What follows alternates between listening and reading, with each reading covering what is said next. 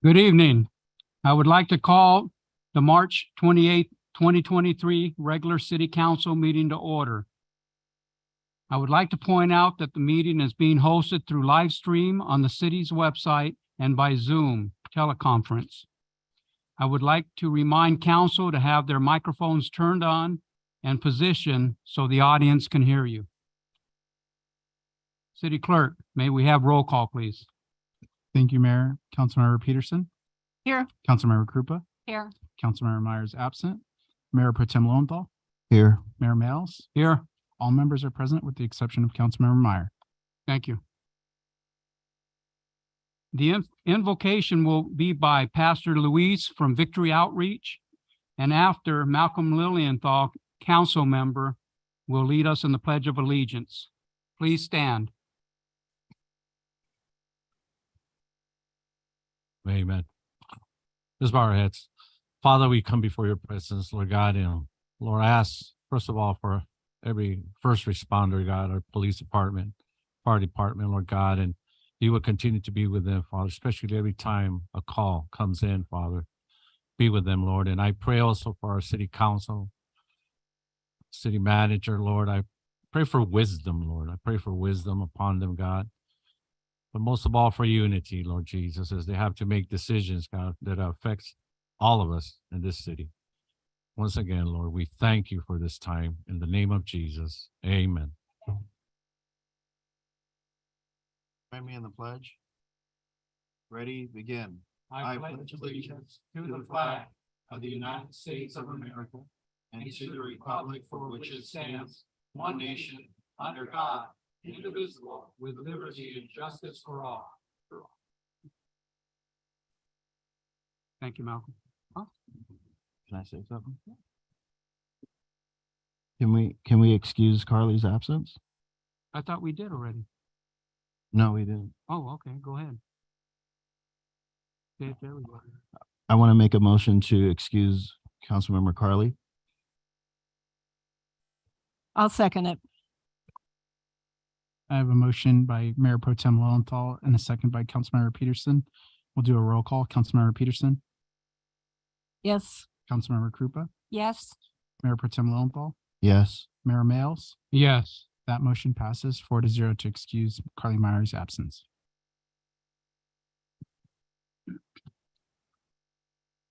There is a 3-minute per person time limit for all general public comments on non-public hearing items. All who wish to speak, including council members and staff, need to be recognized by the mayor before speaking. For those that wish to join by Zoom, you will be asked to raise your hand if you would like to speak. Please state your name and item you're commenting on before speaking. We will take general public comments for items listed on the agenda. City Clerk, were there any electronic comments submitted to be read aloud? Thank you, Mayor. No, there were electronic comments, but for the public hearing item, when we get to that, I will announce those names. But I do want to call out on the Zoom call. If there's anyone on the Zoom call, now is the time to raise your hand and do your general public comment, and I'll give you just a few moments.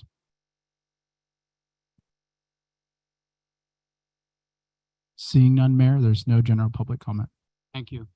I'd like to call up Adriana Rodriguez. Yeah, you can come up.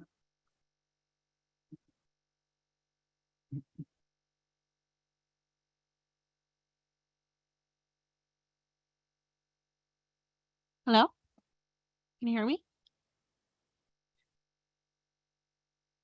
Yeah. Okay. Good evening. My name is Adriana Rodriguez, and I'm here to discuss the Brobecker fields that are at the Brobecker Park. I was wondering if there is going to be anything that's going to change in those, because that park is now locked, and right now more than ever we need them. There's 1,700 kids that are playing softball and baseball, 140 teams, and we're lacking baseball fields to practice on. Just last night, I had my daughter's team practice in dark fields for lack of fields that we need. That's Brubaker Park you're talking about? Yes, on Mustang and what is it? Costin? Yes. Mhm. Anybody know anything about the parks? Noah? Noah. Okay, we can look into it for you Okay. and, try to get an update. And I think I have your information here. Okay. We'll give you a call on it and find out what's going on with them, but we'll get back with you. Okay, and another thing with that park, it's now locked to where we can't even park in there, even if we want to use the park itself, like where the fields are not there, we can't use them because we can't even park in the parking lot. So are we gonna get fined for using a city park? Well, that I couldn't tell you. We'd have to get back with you on that also. Okay. Okay. First I heard of it. I didn't realize the gates were closed on it either. So we will get back with you. I'll Okay. look into it first thing in the morning and get some answers and give you a call. I can get a hold of you anytime during the day. Not anytime. I take my lunch break at 1, Oh, between 1 and 2, or anytime after 4. Okay, and you're at 951-575-7967. Yes, Okay, uh-huh. perfect. Thank you. Thank you. Thank you.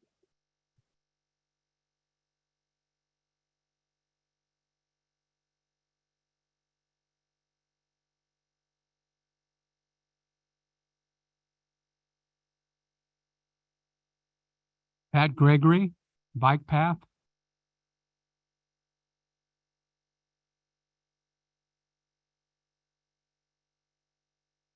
Mayor, Council. On March 14th, I submitted comments to the city's website and expected them to be read out loud at the last meeting as the website indicates. My comments were not read.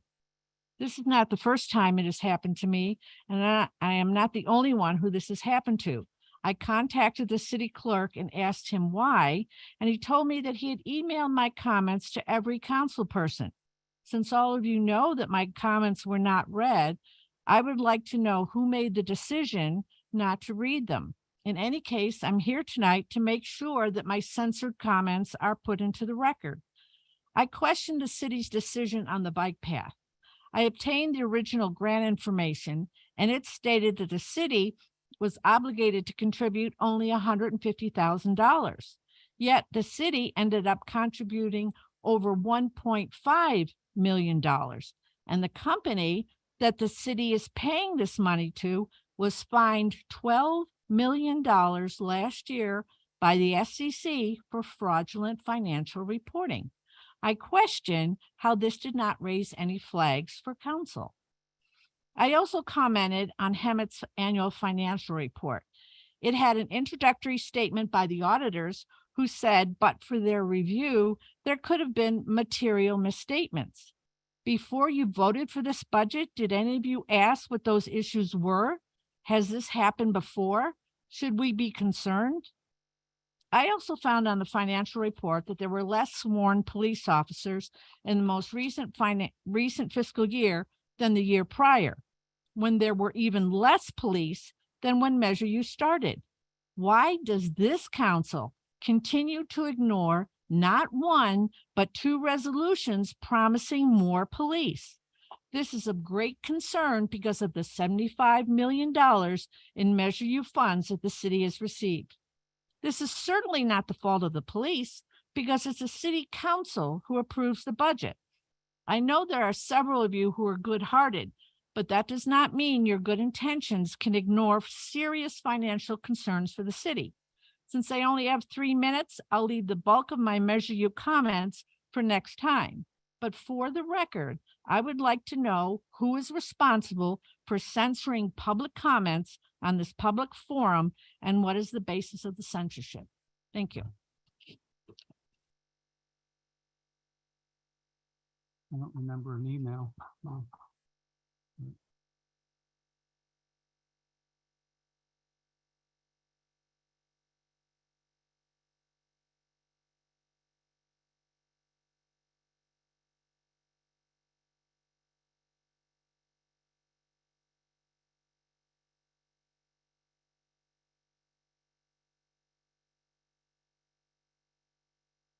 Okay. City Clerk, are there any members of the public participating on Zoom that would like to comment? Or I know you asked earlier, but just asking you again. No, there's no one with their raised hands, Mayor. That'll be end of comments.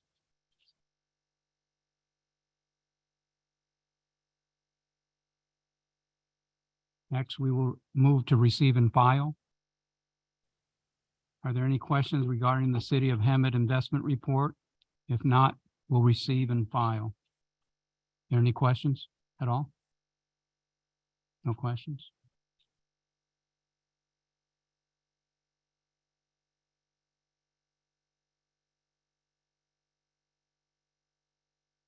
We'll move on to public hearing. The City Council's procedure for public hearing will be as follows. Staff will provide a report and clarification of items presented. The public hearing will be open for comments for those in favor of or in opposition to the item, followed by the rebuttal to any comments made. The public hearing will be closed and the city manager may respond to any questions raised by the public. The public will not have an opportunity to respond. Discussion will be brought back to the City Council for direction and action. Can we get a report from staff on this item?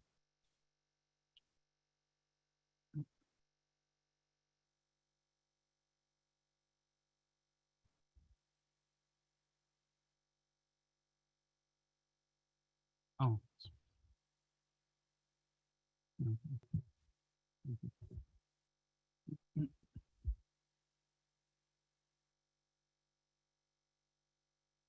Good evening, Mayor, members of the City Council and the community. I'm Monique Alanis Flater, Principal Planner. This evening is a zone change 20-001 and tentative track map 37558 for 800 North Girard.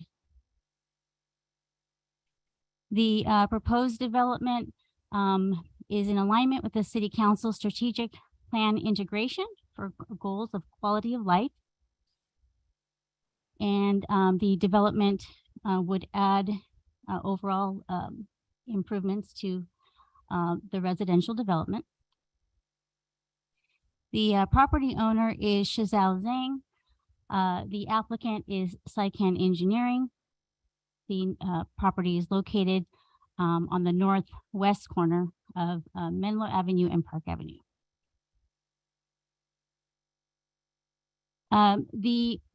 Typically, the Planning Commission approves tentative track maps for new residential development. However, this includes a companion case for a zone change. Zone change is accompanied with approval, subject to approval by the City Council. This item did go to the Planning Commission on March 7th, 2023, and was recommended for approval. This subject property, this is the surrounding areas. The property is located at the northwest corner, Park Avenue, the city of San Jacinto to the east, Menlo Avenue to the south, Park Avenue to the east, and Girard Street to the west. This is more of a surrounding area of the development. The surrounding land uses are single-family residential to the north. South, you have Park Hill to the east. You have single-family residential and mobile home park to the west. The subject property has a general plan land use designation of low medium density residential, which allows for 5.1 to 8 dwelling units per acre identified in the city's general plan. The existing zoning on the property is R2 low density multifamily residential. And the proposal is to change the zone from R2 to R1 single family residential, minimum 6,000 square foot lot. This is the overall track map configuration of 51 single family lots. They range, the average lot size is approximately 8,073 square feet, 51 lots with access points from Menlo Avenue and Girard Street. The subject property is bisected by the Casa Loma fault line. And as part of the development, there is a no build habitable area identified as recommended by the geologist. This is the overall building footprint that also demonstrates the overall footprint, the lot fit analysis that was done to ensure that these lots can accommodate a building footprint. The proposed development also includes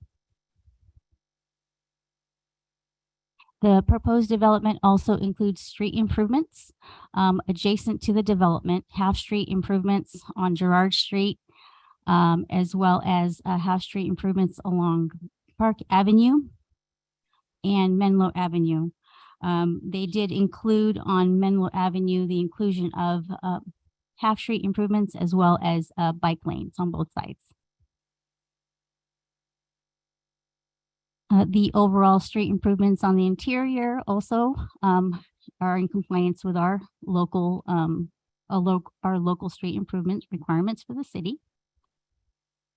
These are the interior street improvements sections shown on this diagram.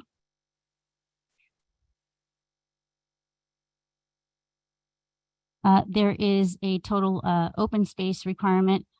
They're providing open space and retention on site. They are meeting the minimum requirements for the minimum open space requirement, as well as providing for on-site retention basins within the development. There's an existing pattern of drainage that flows onto the property. It runs from east to west, and it will continue. The design will continue the historical flows and will be part of the civil engineering review. The property is located on a development site that is very high fire hazard zone. There is a state law, it's the SB 330 Housing Accountability Act, which became effective January 1st of 2020. It enacts the Housing Crisis Act of 2019, and what it does is it restricts downzoning of development or properties in jurisdictions that are considered a qualified area. However, because this is within that very higher hazard zone, they are exempt from that provision of state law.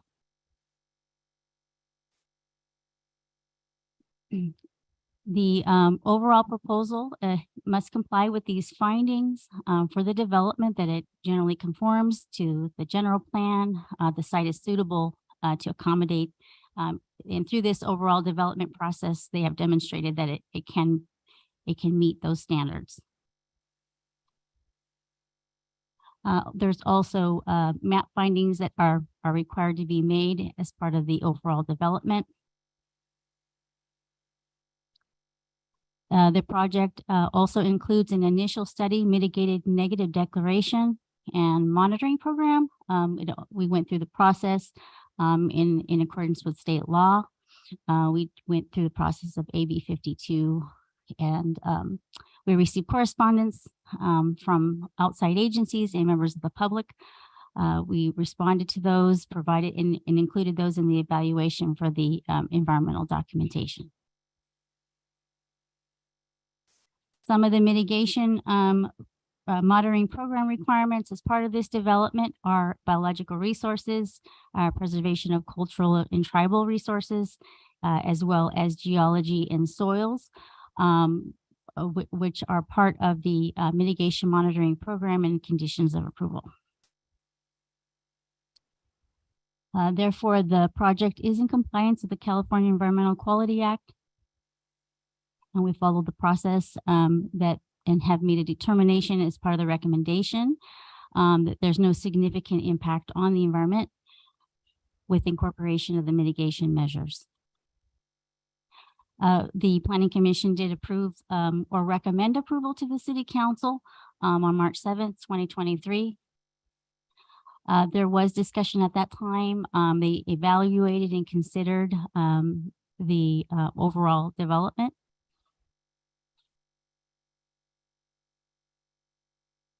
And with that, it is respectfully requested that the city council open the public hearing and approve zone change ordinance bill from R2 to single family, as well as to direct staff to file a determination with the county clerk. This concludes my presentation. I'd be happy to answer any questions. The applicant is also here this evening and has their team to be able to answer questions as well. Thank you.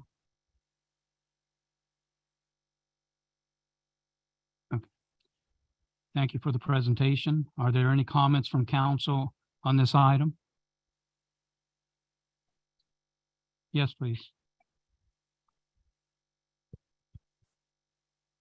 Okay, is this just for comments, questions, or comments on the project itself, On the presentation, on the presentation? I just have a couple questions. Could you go back to the slide on the state fire hazard and say that one more time? Why is it exempt? Yes, the property is located within a very high fire hazard severity zone in the city.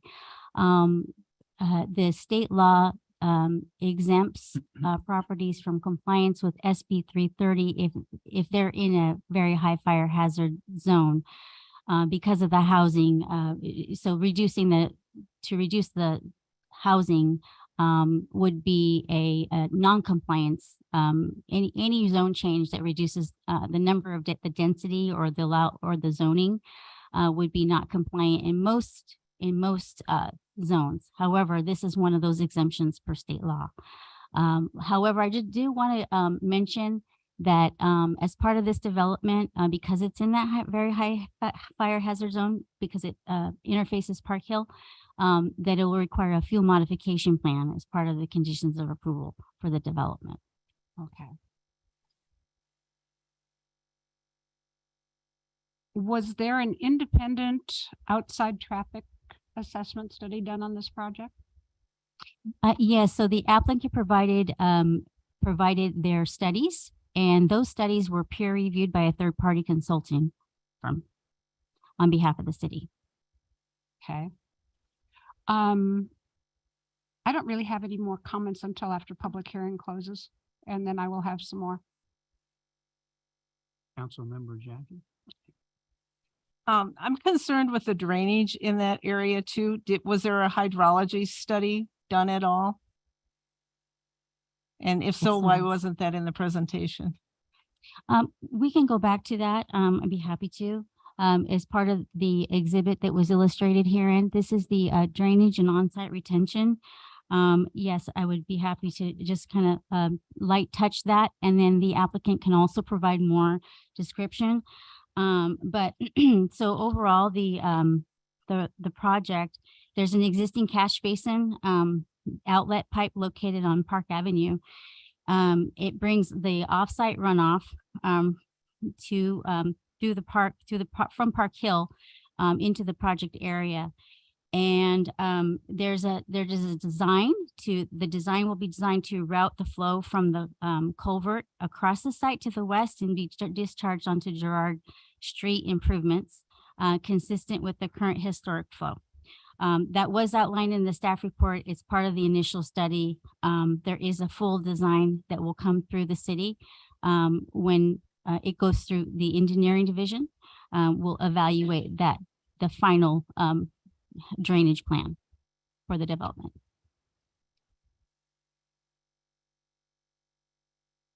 No?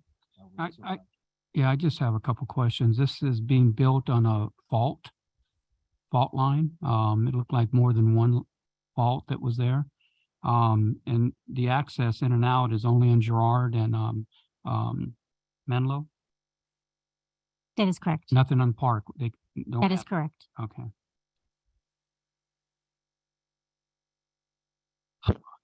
Okay. So,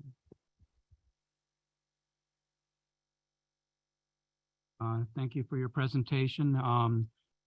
If no other comments, I will open for, actually, I'd like the applicants to start off, if you don't mind. And then we'll get public comment afterwards.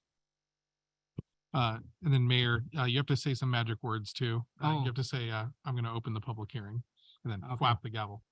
Oh, I'm gonna open for public hearing. Okay. Flap the gavel. All right, there we go. Mayor Pro Tem, council members, thank you very much for the opportunity to present our project this evening. And Monique, thank you very much for your presentation. It has been a delight working with Monique.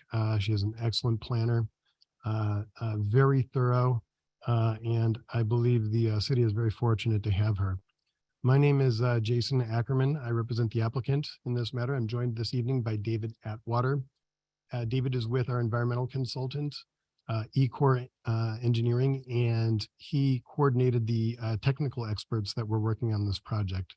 As Monique described, this is a 51 unit project, a lot project. We are thrilled to bring inventory of new housing stock to the city of Hemet when we're in the midst of a housing crisis. We are pleased to answer any questions that you may have. I think maybe I'll respond to some of the questions that I've heard initially, and then perhaps you would like to hear public comment before we respond to the rest of them. But there was a question about high fire zone and SB 330. Under existing zoning, it is a higher density than what we are requesting in our zone change application. That is, it allows us to build far more houses than we're allowed to build under the zoning that we're requesting. And what SB 330 tells us is if you do that, you're required to do a number of other things to ensure that there's adequate land available for residential development so that you can address the housing crisis within your city.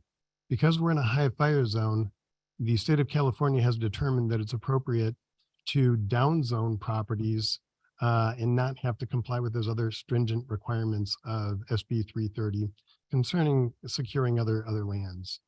That is not to say that the city or the state has relaxed in any way our requirement to comply with the California Fire Code, with the local ordinances related to fire safety. These structures will be built consistent with that fire code, the most recent fire code on file, when they are constructed, and they will be hardened and they will be thoroughly reviewed by your fire department along with your planning. As it relates to the traffic study, traffic studies are not designed in a vacuum. There is a process for developing traffic studies. Our engineers, Seacand Engineering, prepared their site plan with and came up with a total of 51 single family lots for this project. Our traffic engineer, Urban Crossroads, made some estimations about what traffic would be, how much trip origination there would be from this project, and put together a proposal for the scope of the traffic study. That scope was submitted to the city's traffic engineer, who also exercised his professional judgment and determined that the scope was appropriate. The traffic study was completed. It was reviewed by city staff. It was deemed to be compliant with professional standards. What is more, as Monique has mentioned, the city hired an independent peer review team to review our technical analysis, essentially check our work. They too concluded that the traffic study and its scope complies with the standards, professional standards applicable to it. As it relates to hydrology, this project was engineered and then re-engineered to ensure that this project, all the water that is created by the impervious surfaces on this property are in fact captured, and there is no additional flow flowing off the property. So the hydrology issues have been addressed. And then finally, as it relates to the fault study, there is a clearly defined no build zone within the community that was depicted on the site plan. You can see it, it runs right down the center of the street. So the homes are set back from that no build zone so that they are adequately protected. So with that summarizes my initial responses to your comments. I'm glad to answer any questions you may have, whether you want to ask me those questions now or whether you'd prefer to hear from the public first.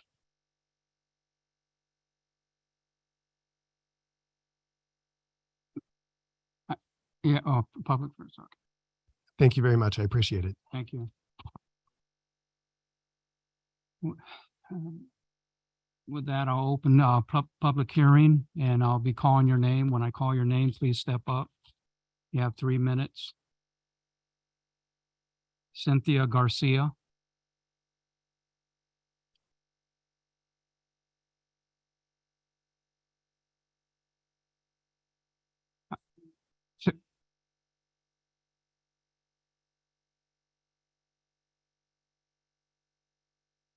Say the 3 minute was. I'll let the attorney. So for those who have a property interest at stake, they do receive additional time. So for example, you saw the applicant, they were given time to present their application. If someone has a property interest at stake here and they need additional time, that's fine. But for general public comment during public hearings, they get 3 minutes, Mayor. Okay. Thank you. Do we have a Cynthia Garcia?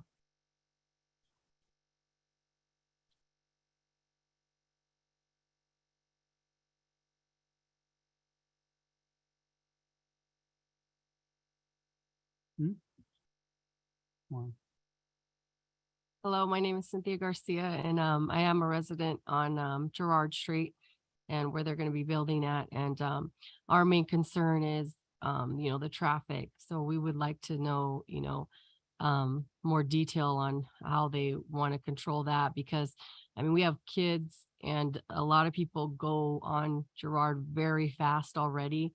And with more housing, there's going to be even more traffic going down our street. And so that's a big concern for us as a family. So, I mean, I would like to know more information on that and our street too, because the street is, there's a lot of concerns on the street repairs because we're right in the border of San Jacinto and Hemet. And for the bike lane and access to like even the schooling. I work for the district and even access to for my kids to go to our district is San Jacinto. There's no access point and there's so much traffic on Park and it's very dangerous going from my area to our school district for my children's safety too. So those are a lot of concerns for me as a parent on that street. And yeah, so those are some of our concerns that we would like to hear more about is the traffic, thank you. how they're going to handle that. Thank you. May I get Connie Clark up here, please. Yeah.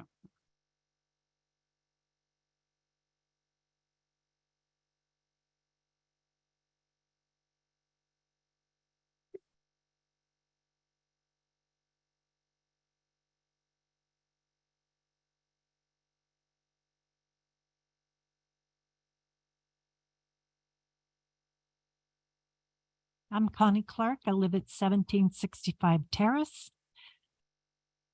In reference to the zoning proposal change, which is why we're here tonight, the current base volume, traffic, and addition of persons proposed in this new track will increase the traffic.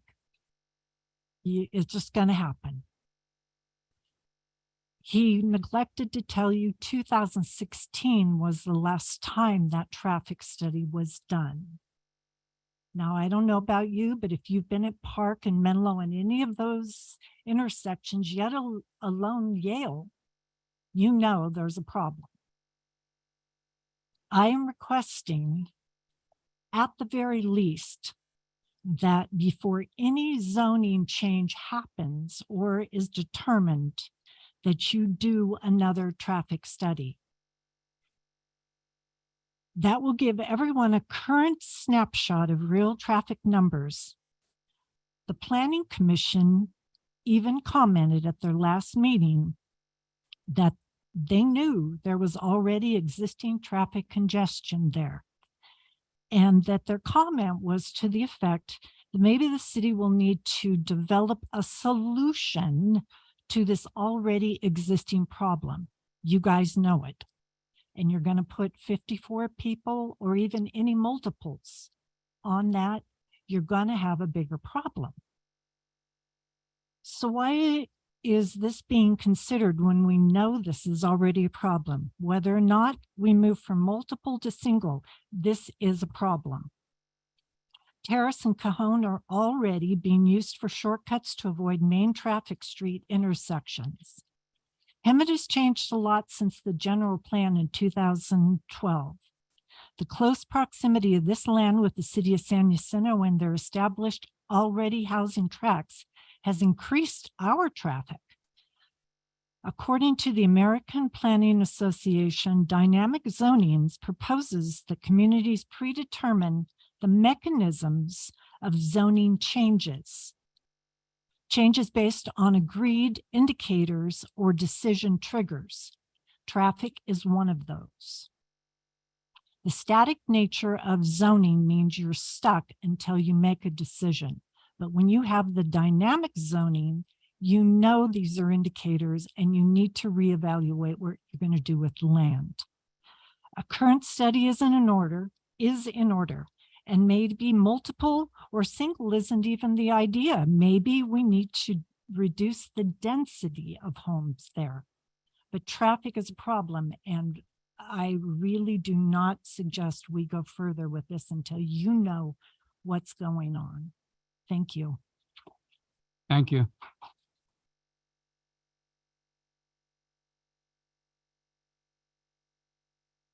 Dick Clark.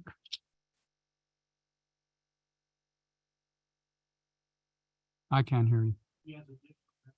Yes, he does.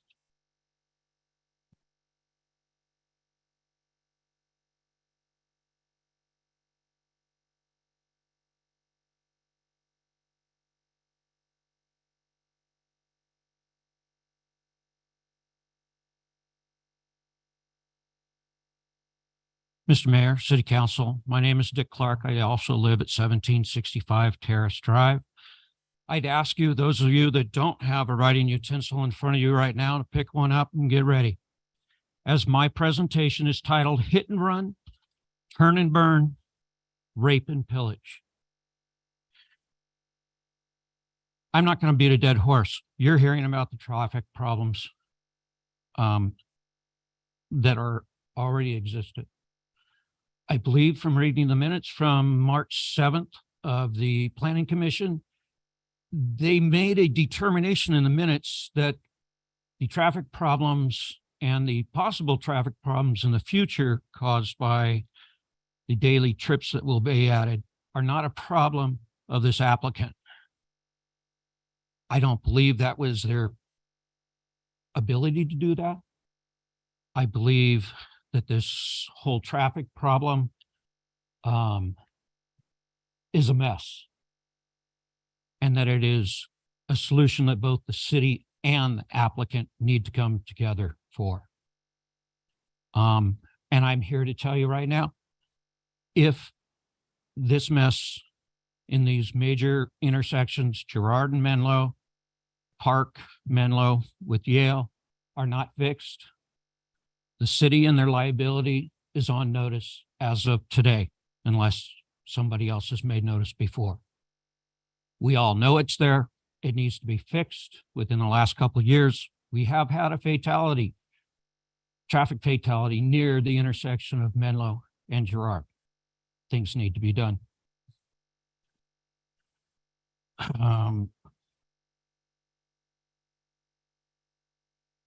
Both need to invest in this.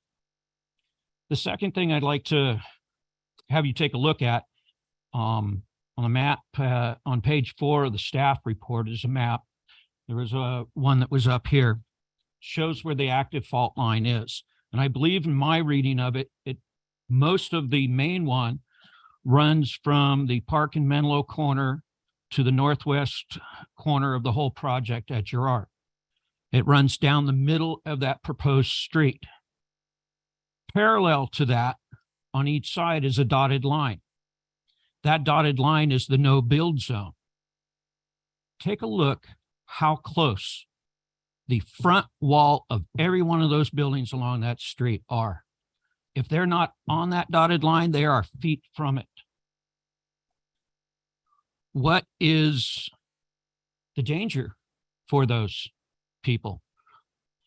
24 out of the 51 houses are affected that way and will sit that way. On February 24th of this year, I spoke by phone with the applicant, Mr. Ackerman, with a number of issues that he knew I was against or came to know.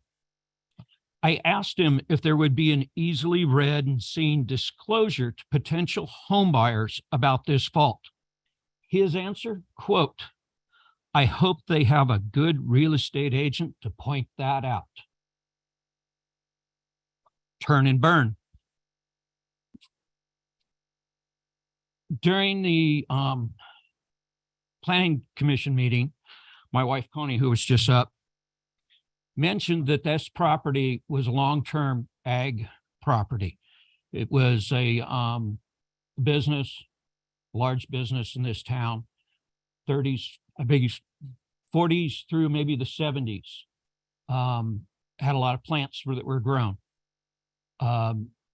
We all know, we see a horticulture business, that there's a lot of sprays, especially during that time, to keep the weeds down. These weren't bad people that owned that land. The science might have been not up to what it is now. The concern was, what was sprayed there? What, was there actually testing for that spray? There were a few planning commission members that were concerned about it. The meeting minutes state, and I thought it was Mr. Ackerman that said it, but their meeting minutes state that it was the environmental man who basically said, it's not a problem. It's been so long.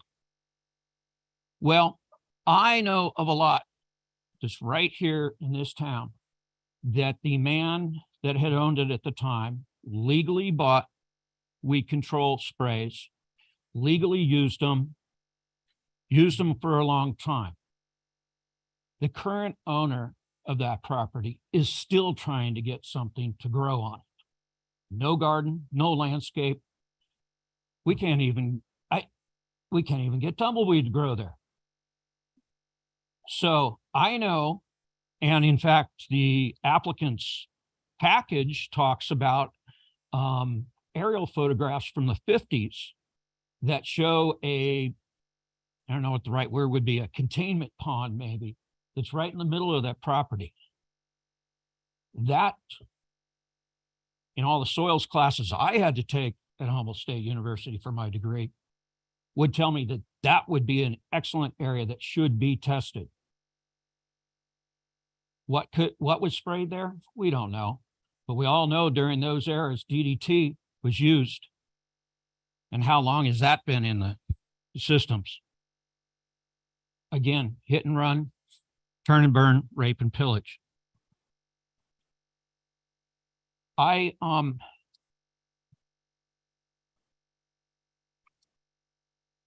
just think, and I request the council not to approve this. Send it back to staff. There are too many problems. There are too many liabilities that the city will be assuming if this goes through as is. There's many things that need to be done and looked at. Updated reports, etc. Some testing on the soils. Don't let this be another push you into the corner because you have a quote unquote housing crisis.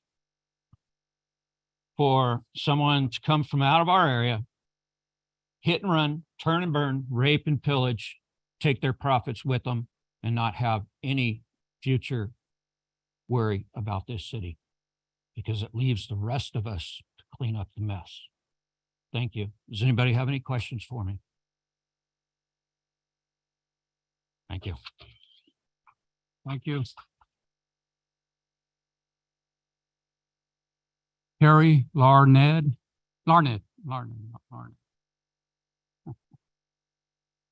Oh, boy.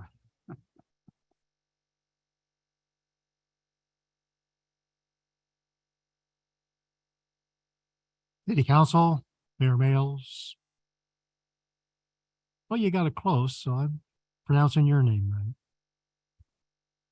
My name is Terry Larned and I live on Terrace Drive. And this does affect me also. The, they're talking about traffic and he's talking about what, 51 homes. And the study always says that you have 2.5 cars per home. So you're looking at an additional 126 cars traveling in this area. And that's too many. It's too dense. You've got smaller homes. You have out of the area people coming in, investing in our community and taking the money out. It's not right. You've got the fault, earthquake fault, like he said. You have that dotted line and those homes are built right up close to that line. And that's, you know, what good is a 1.5 feet going to do if your fault line is here and you're only 1.5 feet away? If you've ever been through an earthquake, you know that ain't going to help. You have these long driveways. It's poor planning. The homes are not that well planned. You only have 2 access points to the development on Menlo and Girard, and that's going to increase the traffic right there off of Girard, because they're going to come down. We have people that live there and they got the kids, and they come through there very fast anyway. And now you have an additional 120 cars coming through this area. And they say they want to go ahead and take Girard and lower that and make my street a cul-de-sac. And that's not right either. Because if they're going to have all those additional cars, that's going to bring additional traffic to Girard up through Midway Street all the way down to San Jacinto Avenue. And there's a lot of homes through there. If they come on our street on Terrace Drive or El Cajon, or not El Cajon, but Cajon Street, and then go out to Park, it's dangerous right now. I've been honked at many times trying to make a left into my street because they zip around that hill and they come right up on my tail, and then they zip around going in the dirt because I have to wait for the traffic to go by so I can make a left-hand turn. And just a month and a half ago, I think we had another accident right there on Terrace and Park. It's dangerous. That last study they said was done back in 2016. If you're going to do a proper study, they should do another one to show that it has increased. The traffic has increased. You go into San Jacinto just on Hewitt, and you see 2 more housing projects going on right there. That's also going to increase the traffic on Park. It's too many cars, and there's not enough attention paid to the traffic situation. It's dangerous, and I don't want to be a statistic one day having some car parked up my back. So we got to say no to this. Go send it back and get them. That density is just too high. Thank you. Thank you, Terry.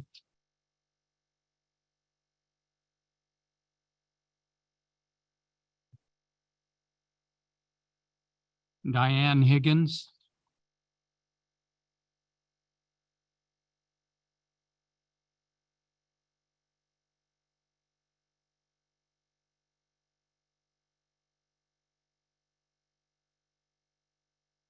Mayor and city council members, my name is Diane Higgins, and I have lived on Terrace Drives for almost 47 years. There were apricot trees behind my house when we built that house.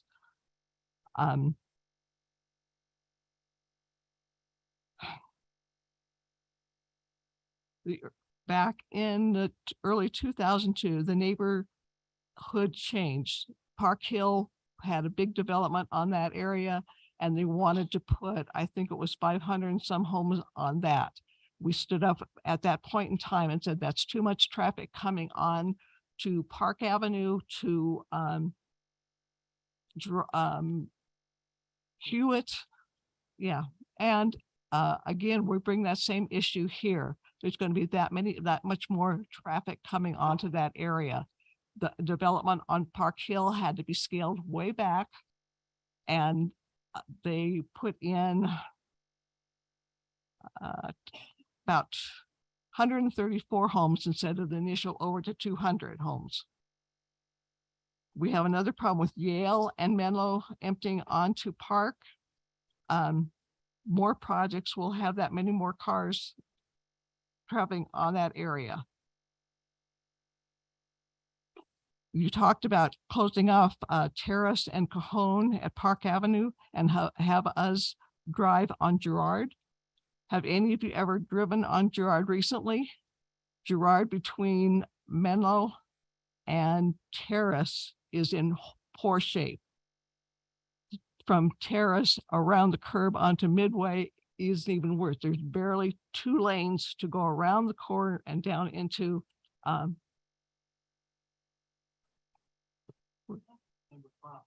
yeah, and potholes and everything else. I mean, it's very narrow.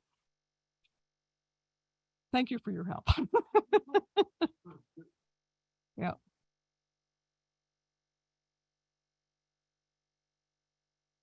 And has anybody talked with the San Jacinto City Council about what they can do about developing their part of that if you are planning on putting that big housing unit and going to add more traffic onto Girard going both ways? That's all I have. Thank you.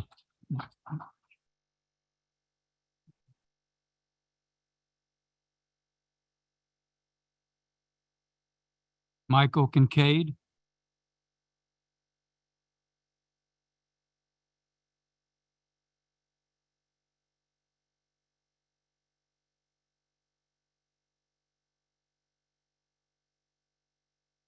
Mayor, council, I'm glad to be here. There's several things that I have concerns about. The traffic. Sometimes you just close your eyes and you punch it. Certain times of the day, it is very tricky. I live on Chino Lane, which is the little private street. I guess it's turned back to private again. And because of where it's at, I have traffic from both sides and no help other than timing. Certain times of the day, I go completely around the block to be able to make a right-hand turn instead of a left-hand turn. And I can't tell you how many times I have had people give me a salute because I'm trying to turn into my own driveway there. There's several things that I'm concerned about. It's just the size of the lots. When my house was put in 47 years ago, I had Howard Roads Company behind me. I had all the trees there. I remembered how, oh, what a wonderful thing this is. And it was a big issue that the lots had to be a minimum of 1/4 of an acre, including the easement for the street out front. So we're all 10 and 12,000 foot lots. And that was kind of what was forced upon everybody to do then. Now, if you come in with a 6,000 square foot lot, the only way you can make it, I'm in construction, and the only way I can see that you can make it cost effective is go 2-story houses. And I don't see any 2-story houses anywhere near where any of us live there. So it's not going to be conducive to the neighborhood that exists already. And because I'm at the end of that street, I can tell you about the drainage. It does not drain.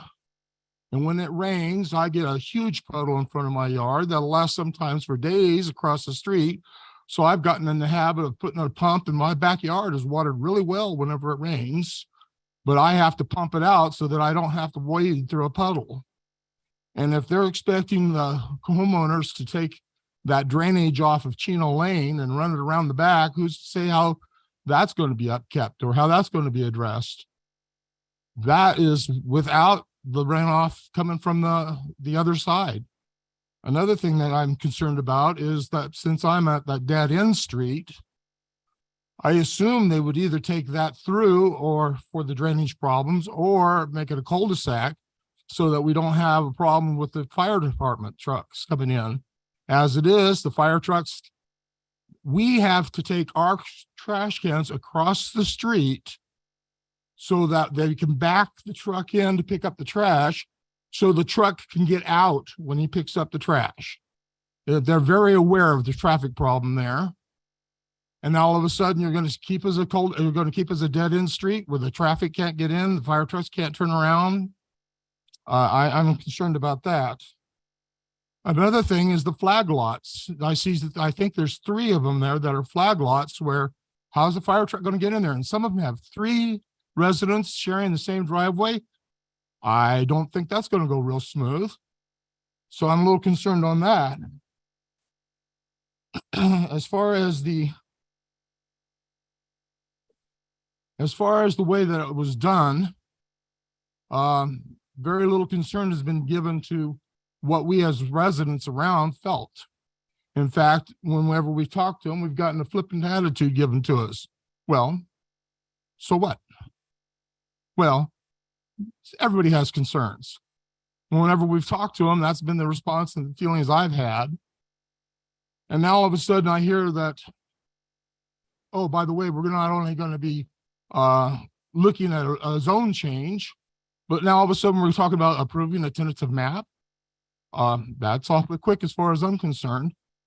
I'm a concerned owner, a concerned residents. I've been there for a long time. I know the history of it. I know the other houses that were put in there and they said, no, you can't do it that way because there's not enough room, to where they backed out. Now, all of a sudden we come in, they were talking about 38 houses then. Now, all of a sudden we're coming in with 51. I don't know what's changed. Physics hasn't, neighborhood hasn't. It's just gotten busier. When that study was done, I don't even think Walmart was working there yet, was it? Yeah, so the traffic that Walmart's brought in there, let alone. So I'm real suspicious of the studies that we've been told that are so top notch and the hydrology that's going to be done. I don't hear how they're going to get the water out of my street. So I strongly urge you not to accept this as it's given, to address some of these concerns and let us know that you understand and hear what we're concerned about. Because I don't see it going very smooth for anybody that's there now. Thank you for your time. Thank you. These are all self stuff, so go ahead and they're just different items and not pertaining to this. Oh.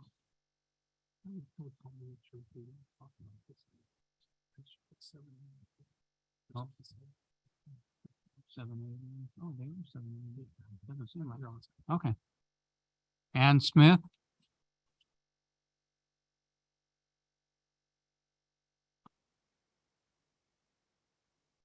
Mayor, city council members. I know some of you know that I don't live at that end of town, so you're probably wondering, why am I up here? Okay, well, I'll tell you why I'm up here, because we have a planning department that is doing what it's doing, if you want to call it a planning department. And I read the entire staff report, and they're going to do it somewhere else. If they get away with it, doing it up there, they're going to come to the West End and they're going to do the same stuff down here. So that's why I'm standing here. Like everybody else, I'm just going to repeat what a lot of people, wonderful comments said. There are significant earthquake issues. Part of the portion of Park Hill to the northeast was trenched, a lot of trenching. And basically, as it's been said, it's unbuildable due to the earthquake faults. I want to give you a little history. I wasn't going to do this because it's going to sound a little racist, but I'll do it anyway. The property was originally owned by the Lindquist family, great family, really good people. And Rob sold it to a Chinese national several years ago. Guess where the property tax bills go? They go to mainland China. And if you don't believe me, go online and look it up because it's public information. So, you know, this guy is trying to entitle as many lots as he can to make as much money as he can. And that's going to affect everybody. A lot of the lots are 10,000 feet. And this guy, and somebody already mentioned the fact that there's co-joined driveways. Picture this, if you will. There's a fire at 2 o'clock in the morning, and you've got multiple cars in these driveways, or this driveway. And the fire department comes in and they think, oh man, we got to move all these cars. How are we going to do it? Well, the house will probably burn down before they figure it out. Maybe somebody will even die. Do you want that on your conscience? I sure don't. Golly, I have a lot of notes here. So basically, the fire, it's less than 3 minutes, Joe, don't worry. The local fire departments, I think, see this as a safety impediment. So I'm almost done. Drainage. Everybody's already talked about drainage, so I'm not going to beat a dead horse, but that's, if you look at Menlo, just a little tiny bit of rain and there's flooding, it's moderate rain. So I personally think that it's way too many lots, too little consideration for the people that, really great people that have made this town what it is. And boy, oh boy, oh boy, I think you're going to be making a huge mistake if you rezone this. Because once you do something like this, stuff rolls downhill and it's going to happen somewhere else. Thank you. Thank you, Ann. Can I just put something into the record? I don't believe that it was the intent of the speaker. However, I did want to make it clear that it would be inappropriate to base your decision on the race or nationality of the applicant. So I just wanted to put that into the record. Again, I don't think that was her intent, but I want to make that clear to the council. Thank you, sir. Lori Dignan.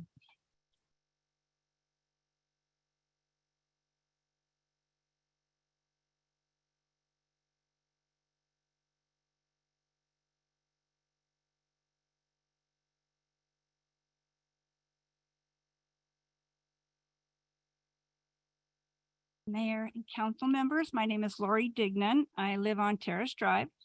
I have been a Hemet resident for over 45 years. Mike, oh, better? Okay, I've been a resident in Hemet for 45 years. I'm deeply against this proposal for multiple reasons. A lot of them have already been spoken about. I just want to maybe go a little bit further on some of them. One of my main concerns is the part where Yale comes into Park Avenue is extremely dangerous as it is now. Adding more traffic to that area is going to make it impossible to navigate safely onto or off of Yale Street. I also feel it's going to increase the fire hazard. That's been discussed also, but it is going to raise our hazard insurance, the property owners here, because it will increase the danger. Let's see. I'm concerned about EMS and the fire department getting in, especially if you're going to make Terrace and Cajon a cul-de-sac. How is that? That's not going to work because it's too difficult to get onto Terrace and Cajon as it stands now from Park Avenue very well. It's extremely dangerous. I get hit almost every time I try to get onto Terrace. I have to use Girard. That's the only safe way to go. Let me see. I understand that they're going to possibly, I don't know if this is correct or not, but they're possibly going to extend Girard down to Commonwealth. I don't know if I just am curious about how Midway is going to fit into that picture. I'm also concerned about Park Hill. Park Hill has been one of this town's, the city's main attractions, I guess. What's going to happen to the bison? What's going to happen to all the other animals that are there with the extra emissions and all the smog and everything else that's going to come along with this? Sorry, I keep saying I again want more studies done. I do not feel as though there has been enough study, especially when it comes to traffic. It's bad. You can't, you get backed up on Park Avenue at 5 o'clock in the afternoon, and you're going to sit there for 5-10 minutes just to get through the stop signs. I'm not sure how many people have actually lived here and have witnessed and or been subjected to the traffic there, but it is a huge issue. I'm just feeling that any additional traffic only compounds an already congested and poorly planned traffic route. And I feel that no benefit is going to come from the Hemet residents that are here. It's increases hazards and inconvenience. We lose the small town Hemet atmosphere and environment. All it's going to do is attract additional cars and create more smog and emissions. It's going to change the Park Avenue historical setting. It's going to devalue our property. This is huge for us. It's going to devalue our property. It's going to cost us more money to live there. Yes, it's going to bring in revenue, but that revenue may not stay here in Hemet. Yes, there will be additional taxes from the homes there, but it's also going to increase our taxes because of all the construction, road changes, and everything else that's going to need to be done just to accommodate this development. So it's not a win-win for anyone. It's basically, the people of Hemet are going to lose because many people use that as a way to get around the already congested areas in other parts of Hemet. So it's just going to make everything worse. We're not going to be able to move. We're not going to be able to get where we need to go. I think that's it. Sorry. Thank you. Marion Duran.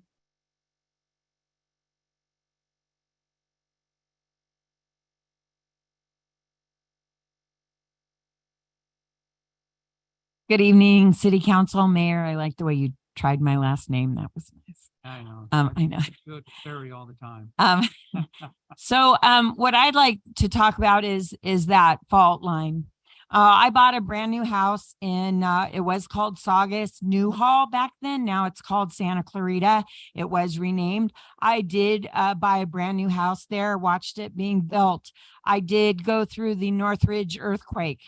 The back of the yards were on fill, but they didn't tell anybody that your backyard was fill. So the people next door to me had just put a pool in a couple months before the earthquake, and it was a mess.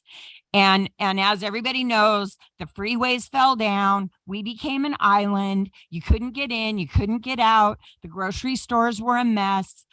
They were allotting just certain amount of people to go in. It was a disaster area is what it was. And what it did to our homes, when big TVs were first coming in, I mean, it shook so hard that it shook my TV right out of my wall unit and onto the floor. My son walked around 4 days with a bike helmet on. He was 4. He thought the sky was falling. We had to sleep out in the backyard. I mean, you're talking about disrupting. There's already a fault there, and you're going to disrupt that. And it doesn't matter if it's just a little bit or a lot, but you're digging on that, and that's going to change it in some way. And then to not let these people know that, you know what, there's a fault line there, or gee, you're just going to have to deal with it. I mean, we didn't know that when we bought our house and watched it being built that there was a fault line there, or that earthquake was going to happen. I mean, we live in California. That's just the way it is. We never know when they're going to come. But if you're on a fault line and you know it's there, come on, that is a no-brainer. Like, you're just asking for trouble when you go to disrupt the shelves that are in there and all that rock that's in there that's been just sitting. And since I've lived through that, I sure wouldn't want to go through that again. And this town, there is no way we could handle a disaster like that, the way these roads are. And everybody's talking about the way that the traffic is going to be and how it's going to hunker down.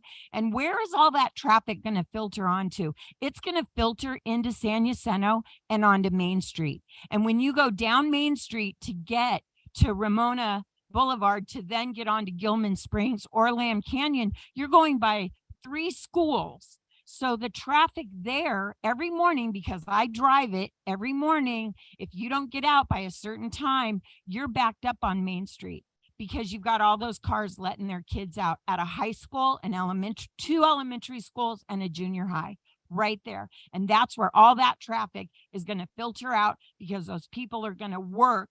They're not going to work in Hemet. They're going to work in Riverside or Corona. They're not going to spend their money in Hemet. They're going to spend it where they work. We know that. So we're putting 51 homes in and we think we're doing a service to Hemet, but we're not going to put a recovery village in where we can actually help Hemet and help them get people off the streets and do something for our town. And instead we're adding to the problem. We're adding to our congestion. And that's exactly how I see it. And I lived through an earthquake and I'm telling you, it's a natural disaster. And this town cannot handle, we can't even handle water for 2 months. I mean, our roads are like, I needed a paddle just to go down Lyon Avenue. It's like, we can't even handle water. Our drainage system is awful. Our roads are in terrible shape and you're going to hand 51 homes onto this. This needs way more thinking than just going ahead and rezoning. Thank you. Thank you. And last but not least, oh, I'm gonna mess this up. Girla Hampton? Did I say it right?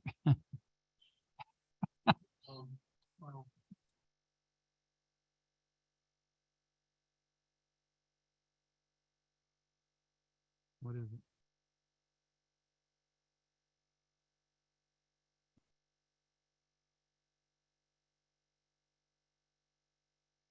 Hello. And I don't have anything to do with this fight. I'm here on my own to come with my fight, which is to ask about what is our plans for helping me. I have a nonprofit that I house the homeless and the mentally ill. I want to know what services that I can get from the city that can help me to provide the shelters and the tiny homes and things that's needed to start getting the homeless and the mentally ill off our streets and in our community. I drive down the street, we see homeless people more than ever we've seen before. We've seen the mentally ill up and down the street, no assistance with them. So right now I do have a nonprofit that is in existence that is housing the homeless and the mentally ill. Once before I was told from you guys, well, if you can get a building donated or if you can get some land, hey, I got 2.5 acres. I want to know if you guys can get together so we can go see these acres, so we can start putting homes, tiny homes, whatever is needed, so we can try to get some of these mentally ill and homeless people off our cities, in our communities, because they're at the county offices, everywhere you look. And there's no need for we to act like they don't exist because they're here and they're going to keep coming until we do something about it. So I'm here today to know what names that I can get, because when I came before, you guys gave me some names and phone numbers. I called, nobody was there. Either they put me on hold or they send me to somebody else. I want to know if it's any way tonight I'll be able to get some names, information, so I can call. I have a business plan. We have everything we need to get this proposal going. And we also have a lot of people backing us as we go right now. So that's what I'm here to see. And you see Malcolm and myself after the meeting, we'll give you our business cards and get together with you. And we're reaching out to the counties and trying to get grants that are available out there for the homeless. So maybe we can discuss that with you and see what you have to offer, what property you have, where it's located, and then go from there. Okay, I'll be willing to give that a shot. Okay, thank you.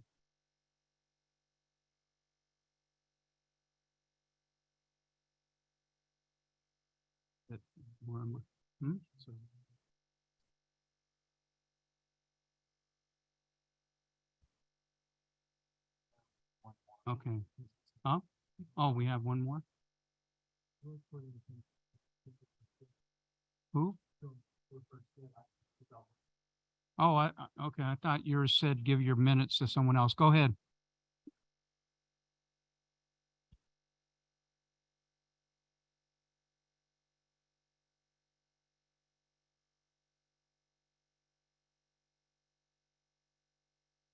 Oh, you do? Okay.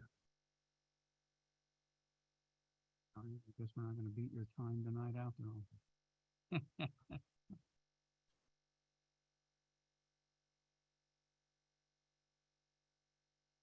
Good evening, Mayor, Good evening, council members. I live on Girard. I moved there in 2016.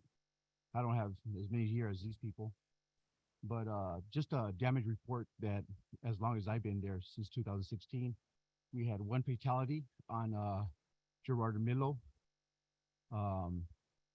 Driver, he came from Yale and from Park and Milo, came down and he hit a uncle with his nephew in his arm and pinned him against the car. The uncle died, but he threw his nephew in the grass there on that mobile home park on the corner of Milo and Girard. And that was a bad one, right? That was the worst one that I seen. And my mailbox is outside on the street where Girard's at, and we're getting speeds because there's not a stop sign. Well, there's a stop sign on Milo, but there's no stop sign from Milo all the way to Girard. So when they come down that hill, they're hitting about 60 miles an hour. So that's pretty fast. You know, it's a long stretch. I think it's about what 2,000 feet. 2,000 feet the stretch there, and I've almost been hit at night because there's no street lights there. It's really dark on that street. So when I go to check the mailbox out there, I almost got hit twice. A gentleman had ran the stop sign and did a hit and run, and he hit there was somebody coming down Midlow going west. This gentleman ran the stop sign, the car hit him, and then he hit the car that was going southbound on Girard, and he took off. But I got him on my cameras, and I had the police come to my house to see the video. But those are just two of them. There's been 5 accidents on that corner there since I've been there. I've been there for 5 years. I've already seen like 5 bad accidents there. So I mean, it's a bad decision to build there when there's going to be more traffic. I mean, and what's their taxes going to look like? Because you guys are going to build sidewalks, you guys are going to do the streets, you guys are going to put street lights. Is that going to raise our taxes? That's a concern of mine also. And the homeless people that are just there in that field and around our area, they stop right there all the time to do drugs or whatever they're doing. I have to be writing them out all the time. Like, hey, what are you doing here? What are you doing here? You need to move. You got to keep on pressing on, you know? Can't just park right here. So, I mean, those are concerns I have as a resident there. So, thank you very much. Thank you.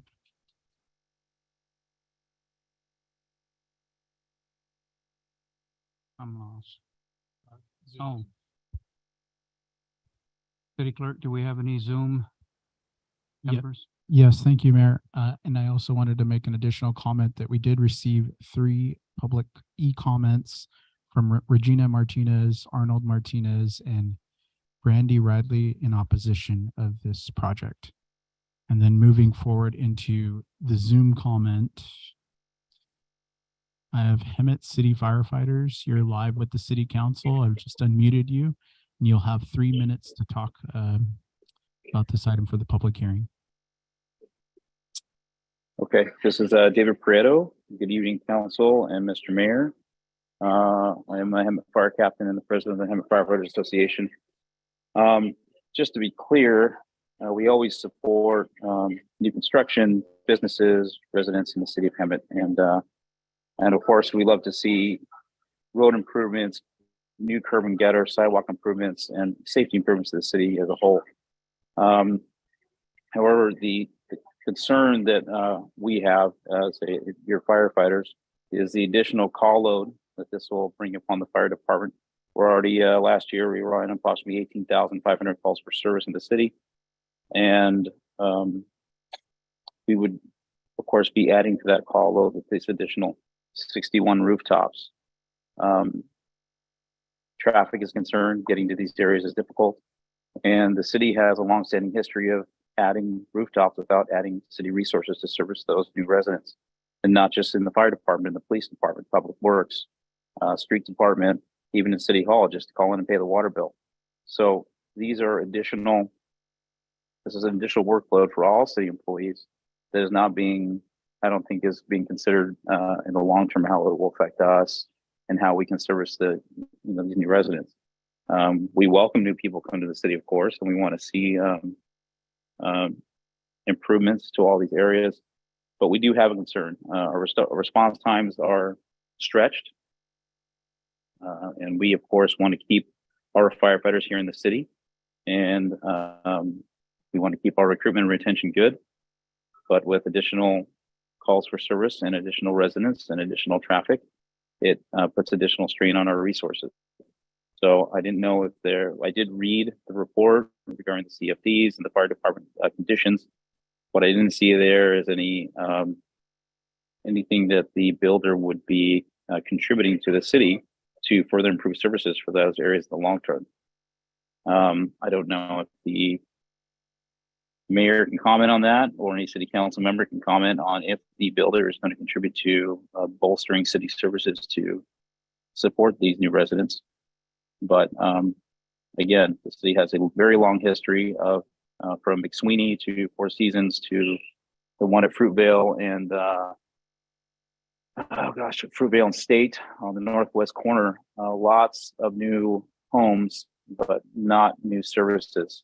Fire Station 5 went into service in 2005. It has since been closed and opened 3 times.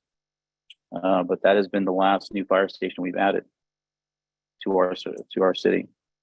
And the call volume has gone up exponentially since then, with more homes, more residents, more businesses. This is all good for a city, but we would like to see the city also support its employees as a whole in providing more service to those residents that are going to be coming to live here in Hemet.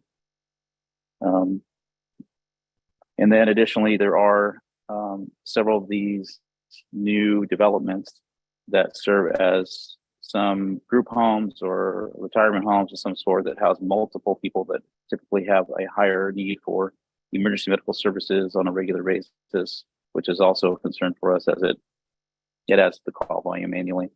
So those are my comments. I didn't know if you guys had any answers to the question I posed as to whether the builder would be providing dollars or any contributions to the city to bolster services to meet the future demands that these new project would inevitably bring. Mayor? Yes, sir. Mr. Prieto, I just wanted to clarify, are you speaking in your role as a fire captain or as president of HFFA? I'm speaking in my role as president of HFFA. We worked very hard for recruitment and retention, and we want to keep that going. And we are obviously concerned about the exponential call volume in the city without adding additional positions to meet the needs of that call volume.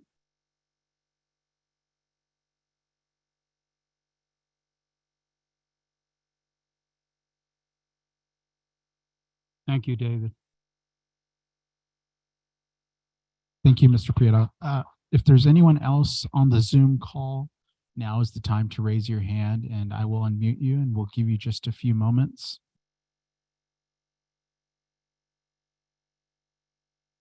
Seeing none, Mayor, there's no additional Zoom comment.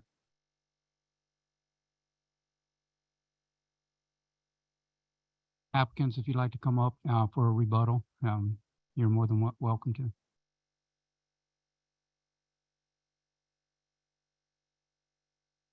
Appreciate it. I'd like to respond to several of the themes that I heard this evening in sort of group responses. And then, of course, at the end, I'm glad to respond to any questions you have, make our consultant available, as well as Mr. Gifford, if you have questions. First, I'd like to point out that the traffic study was completed on October 30th, 2019. This was done pre-COVID when traffic circulations were at their normal levels. It wasn't post-COVID, and it wasn't a remote traffic study from many, many years ago. In 2022, vehicle miles traveled analysis was also prepared for this project, consistent with the city's new VMT guidelines. So the traffic issue has been looked at more recently than perhaps what has been suggested. I do want to talk a little bit about transportation and traffic a little bit more though too, because Riverside County Transportation Guidelines exempt projects with less than 100 lots from doing a traffic impact analysis. The city of Hemet follows the guidelines established by Riverside County. However, your traffic engineer asked us to do a traffic study, even though we only have 51 lots on this property. We did that. We devised the scope as I described to you earlier. The analysis was completed, and what it determined is during the peak AM hours, that is between 7 a.m. and 9 a.m., peak traffic trips, and the maximum hour is 38 trips, mere 38 trips that is being generated by this project. So some of those are going to go out on Girard and go left to, or Menlo and go left to Park. Some are going to go out on Menlo and go right to Girard. Some are going to go out on Girard and go up toward Terrace or maybe down toward Menlo. But the AM peak trips, 38 trips in that peak period. For the AM or for the PM peak period, which is 4 to 6 p.m., it's a little bit higher. It's 51 trips, but it is not a significant impact. Well, the traffic analysis concluded that there are no significant impacts to traffic. So I did hear a lot of concerns, and I think a lot of the concerns go to existing traffic conditions, and I heard these concerns at Planning Commission too. And what was suggested at Planning Commission is that those commissioners might come to you and request a workshop to talk about citywide traffic issues, which seems appropriate. But what the Planning Commission acknowledged is that this project, based on that traffic study, does not cause significant traffic impacts. There was discussion about the prior ag use on the property. It is true that this was previously ag property, but it has not been applied to ag use for nearly 50 years, 45 to 50 years. However, at the request of city staff, the applicant hired an environmental consultant to do a phase 1 study of the entire area to research the history of this site, and it concluded that it is safe to build homes on this site. As it relates to the fault issues, you know, the analysis is in the record for the city to review. It has been reviewed by city staff. It has been, as I mentioned, it has been reviewed by the peer review team. It is up to professional standards, and the site plan design of the project complies with the applicable standards. On that note, was there any soil tests done on that property at all? I think David would be in a better position to answer the scope of the analysis that was completed on the property, and I'll defer that question to him. Okay, thank you. Perhaps now would be a good time, David, for maybe you to speak to these issues. And again, I'm glad to answer any other questions you might have. Good evening, council, mayor, council, members of the public. Can you speak closer to the mic, Certainly, please? yeah. So the question about soils and whether or not any tests were done during the phase 1 site assessment, the typical methodology for that is when somebody visits the site, they took a visual observation of the soil conditions. The phase 1 report noted that there's no visible conditions that would have prompted them to do those soil investigations. So they determined during their site reconnaissance that there was no evidence of subsurface contamination. By a visual then. Correct. I also wanted to maybe, there's been some concerns about not understanding the technical studies, and I understand it's a lot of technical information. These are experts in their fields. They're all licensed engineers, and in the state of California, I wanted to note that those licenses do expire, and in order to maintain them, you must actually, keep them and maintain them through various testing and display of professional standards. Question?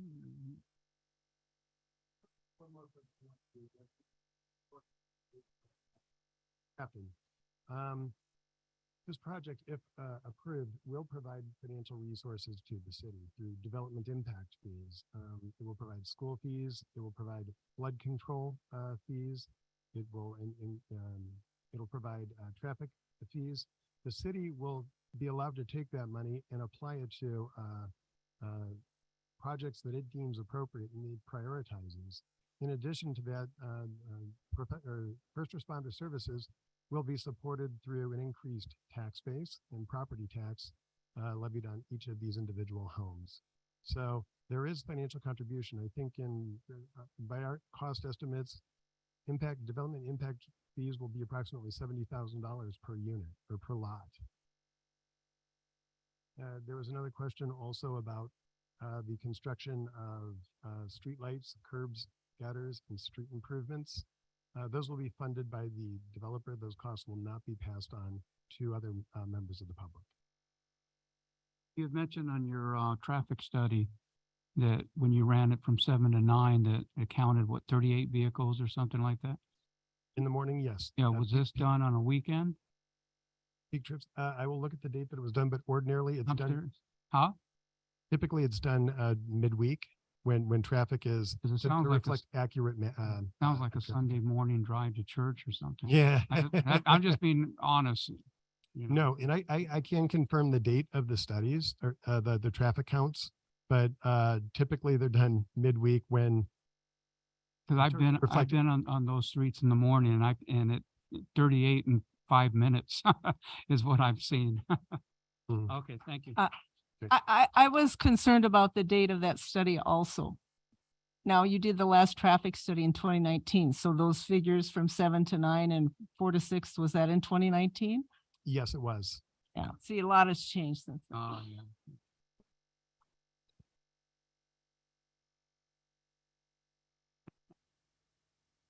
Anyone else here?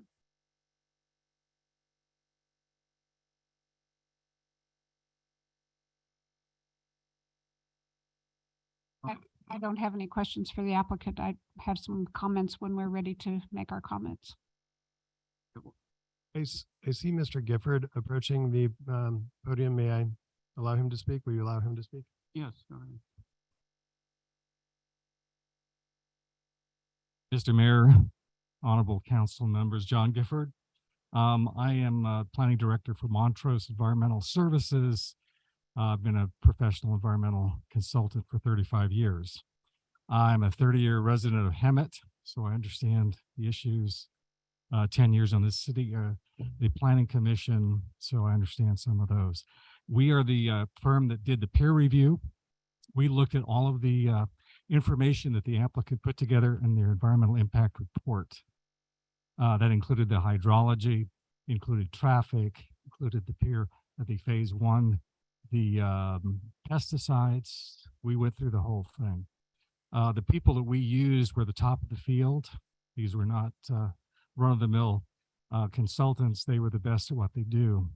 We did not find anything that was a substance that was a problem in the reports. I understand, having lived in the valley, traffic issues.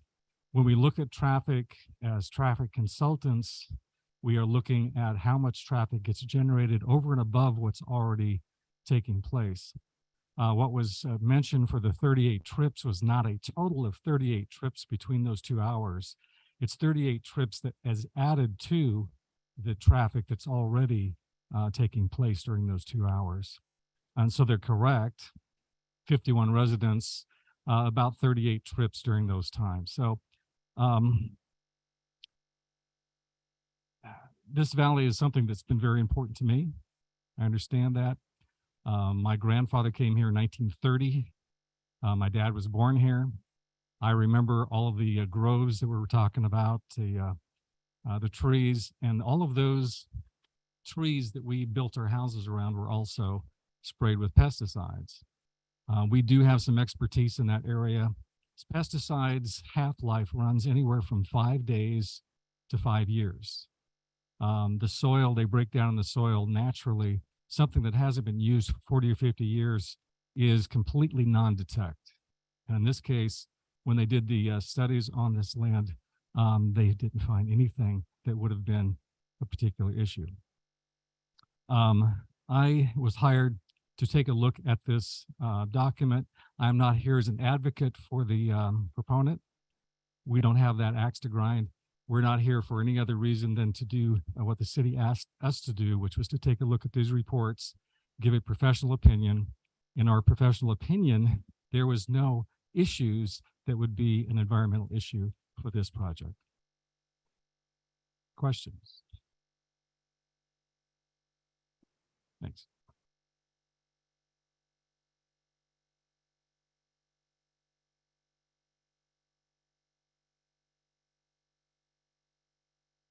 With that, I will close the public hearing.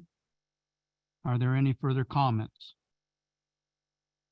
No, no, no, no, and no. Huh? Oh, I'm sorry. Go ahead. Now it comes up here. Now we comment. Okay. I want to thank everybody for the residents who will be impacted by this development if it goes through. The applicant, I thoroughly believe you have a right to develop your property.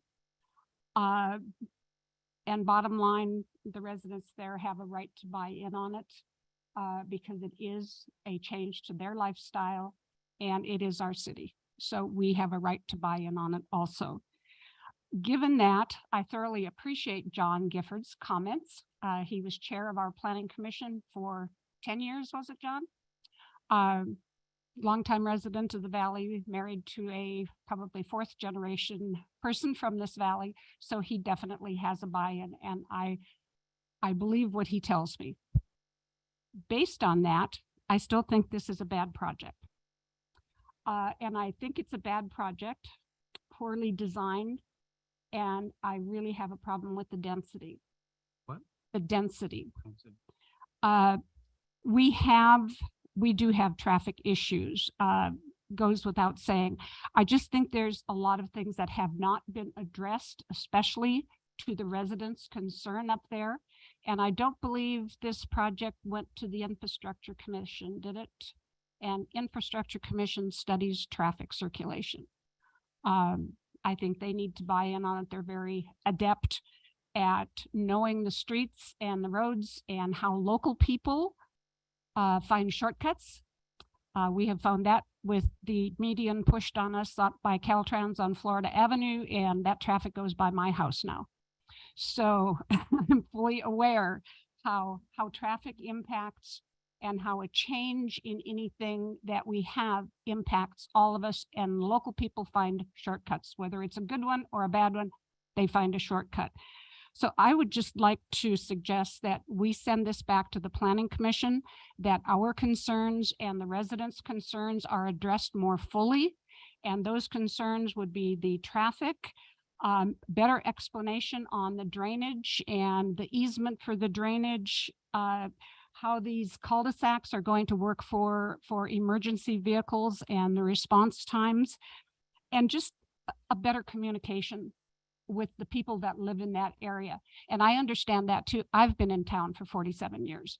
So I know how it's changed, but some roads haven't changed, and Park Hill has not changed. Neither has Terrace. So I drive it frequently, and I understand how hazardous it is trying to get out on Park Hill. And I understand that Girard is also a problem. So I think infrastructure really needs to take a look at this on how increased traffic can be mitigated on both Park Hill and Menlo and Girard, and make recommendations along with the developer. And like I said, you know, all developers come to town and build to make money. If they didn't want to make money and they didn't make money, they wouldn't be developers. I thoroughly understand that. But bottom line, it is our community and we do have the final say on it. And I like good developments. I like good developments that benefit everybody, not just the developer. So that's my 2 cents. Can we add to it safety for the pedestrians on that road, as well as bolstering any type of services that the president of the fire union, what he said. And then also I'd like to see an updated traffic study. That's what I was going to say. And that would be what I'd add along with. And I think that would go on as it goes to the Infrastructure Commission. They with deal that. with traffic studies and that type of thing. Jackie? Almost everything's been said that I have the same thoughts on. My major concern is the emergency services on the flag lots. If you have 2 or 3 residences using the same shared road, you're gonna have bigger vehicles coming in. It's gonna be harder for them to get in and out and turn around. And also, nobody mentioned this, but when you have those shared driveways and so close together, you better like your neighbor, or you're gonna have like the Hatfields and McCoys over the simplest little things. So you have to think about who your neighbor is and, you know, are you gonna get along with them with a shared driveway and all that? So that's all I have. And one of my concerns, or the main concern for me, is the fault line. That big earthquake, that Northridge earthquake she was talking about, I was rescuing file servers. So I was in buildings in my boots and rescuing all the servers I could in my clients' buildings, and it was terrible. And with building on a fault, it just scares me, to be honest with you. So that's just my main concern also.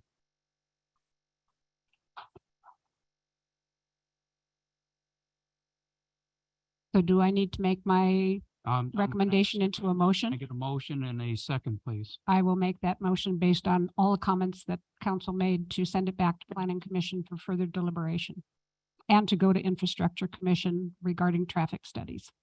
I'll second it. City Clerk, may we have a roll call? Council, please cast your votes. I have a motion by Councilmember Krupa, second by Councilmember Peterson. That motion passes 4-0.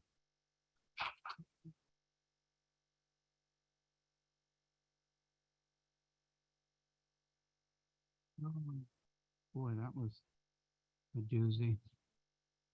Thank you. Thank you. We're going to move on to the consent calendar.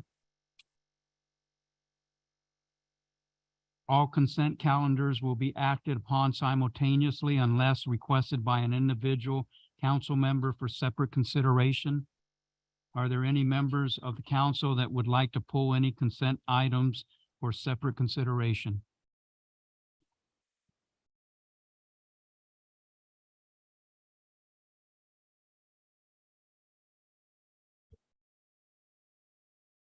No? Nope. Nope. Can I have a motion to approve the items or, and a second, please? I'll make a motion to approve the consent calendar. Jackie will second it. Okay. I'll second it. Council, please cast your votes. I have a motion by Mayor Pro Tem Lilienthal, second by Councilmember Peterson to approve the consent calendar. Can we have a roll call? Oh, are we doing roll call? Well, we will as soon as, no roll call? No, just cast your votes. Oh. Okay. My vote casted. Okay. Just waiting on Councilmember Peterson.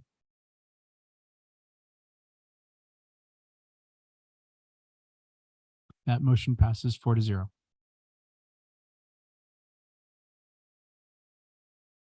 Discussion action items. Next, we will move on to our first discussion item. May we have a report from staff, please?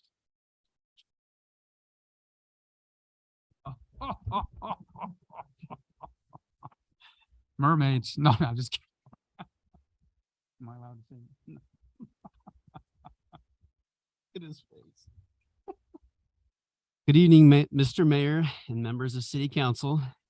My name is Dan Cortesi, and I'm the Environmental Compliance Coordinator for the City of Hemet. And as you may have noticed from the proposal in front of you, I'm also a very active member of the Rotary Club of Hemet. This evening, I would like to present to you the Simpson Park Restoration Project as proposed by the Rotary Club of Hemet and in collaboration with the City of Hemet.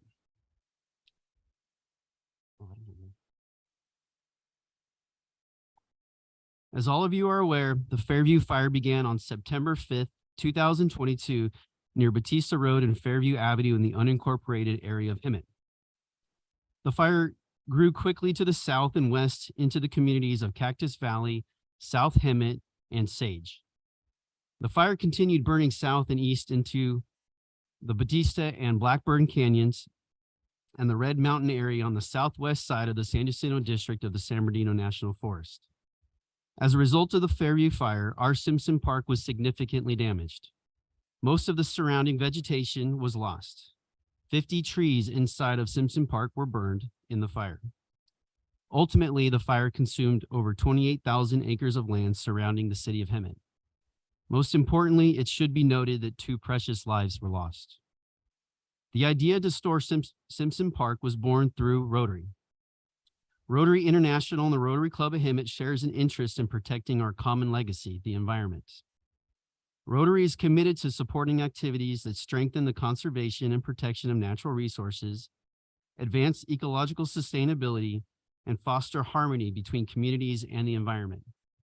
Rotary empowers communities to access grants and other resources, embrace local solutions, and spur innovation in an effort to address the causes and reduce the effects of climate change and environmental degradation.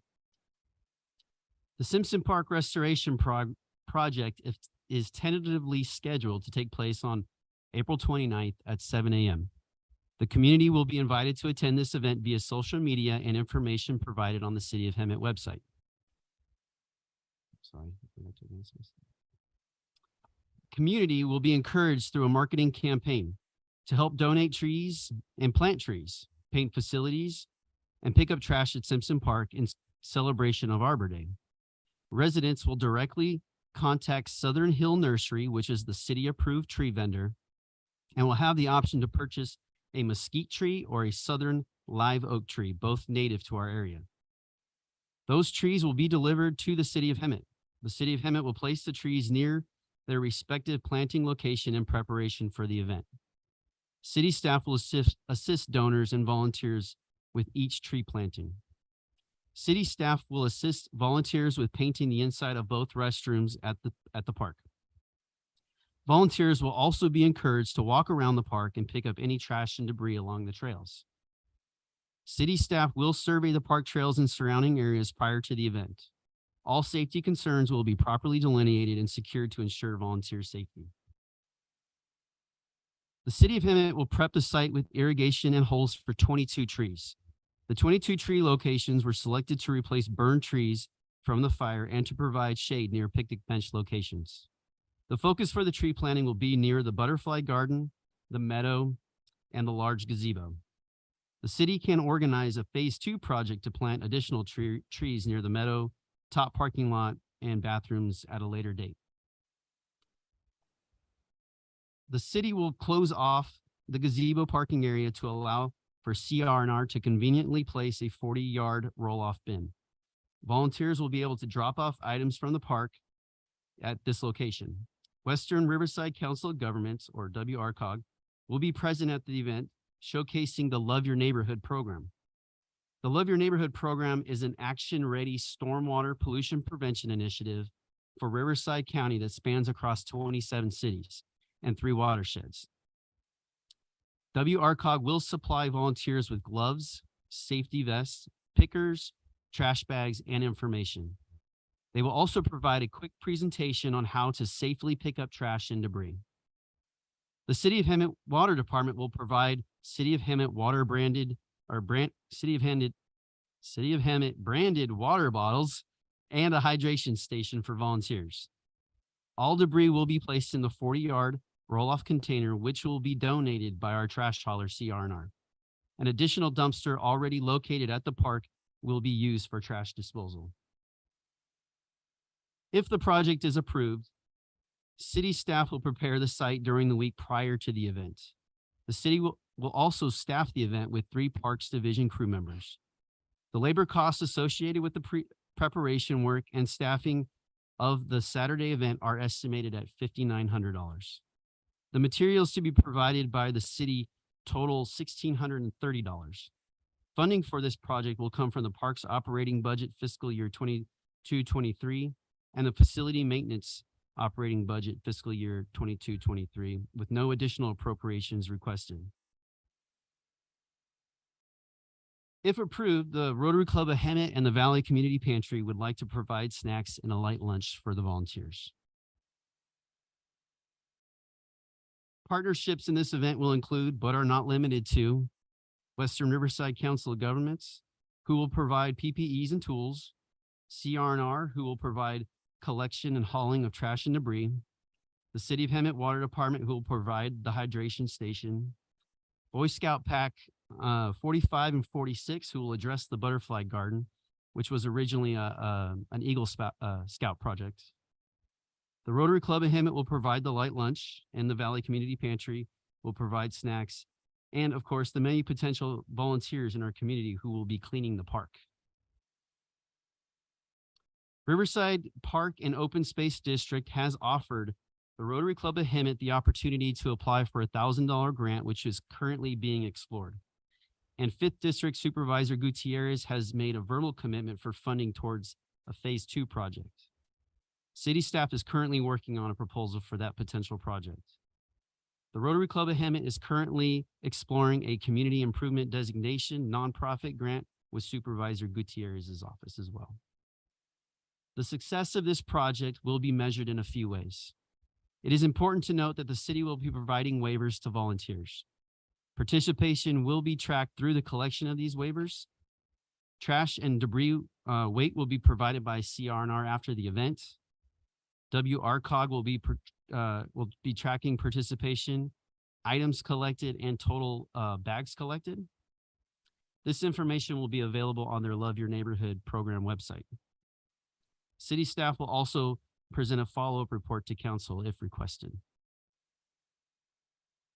It is respectfully recommended that the City Council discuss and provide staff direction to approve the Simpson Park Restoration Project as proposed by staff and the Rotary Club of Hemet on April 29th, 2023. Thank you for your time, and if you have any questions, I'd love to answer them. Thank you.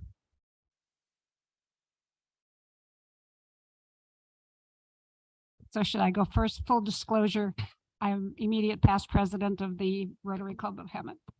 And I think this project is phenomenal, not only in restoring Simpson Park, but getting the community together, getting grants and additional monies, and also allowing different groups to purchase trees that will go in our beautiful park. Okay. Great. Go ahead, Jackie. Malcolm. Thank you.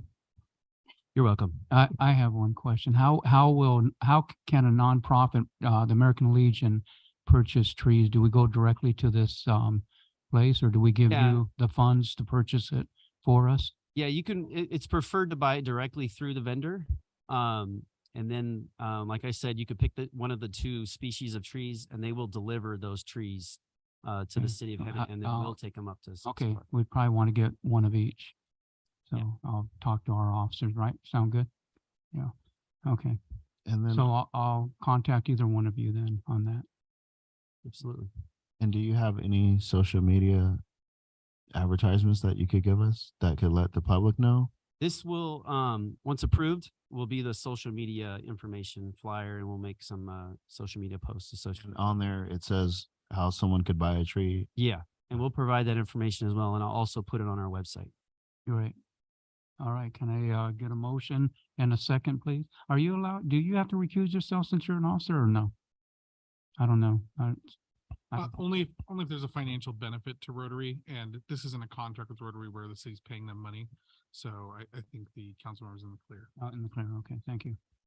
All right. I think it's gonna be unanimous anyways, but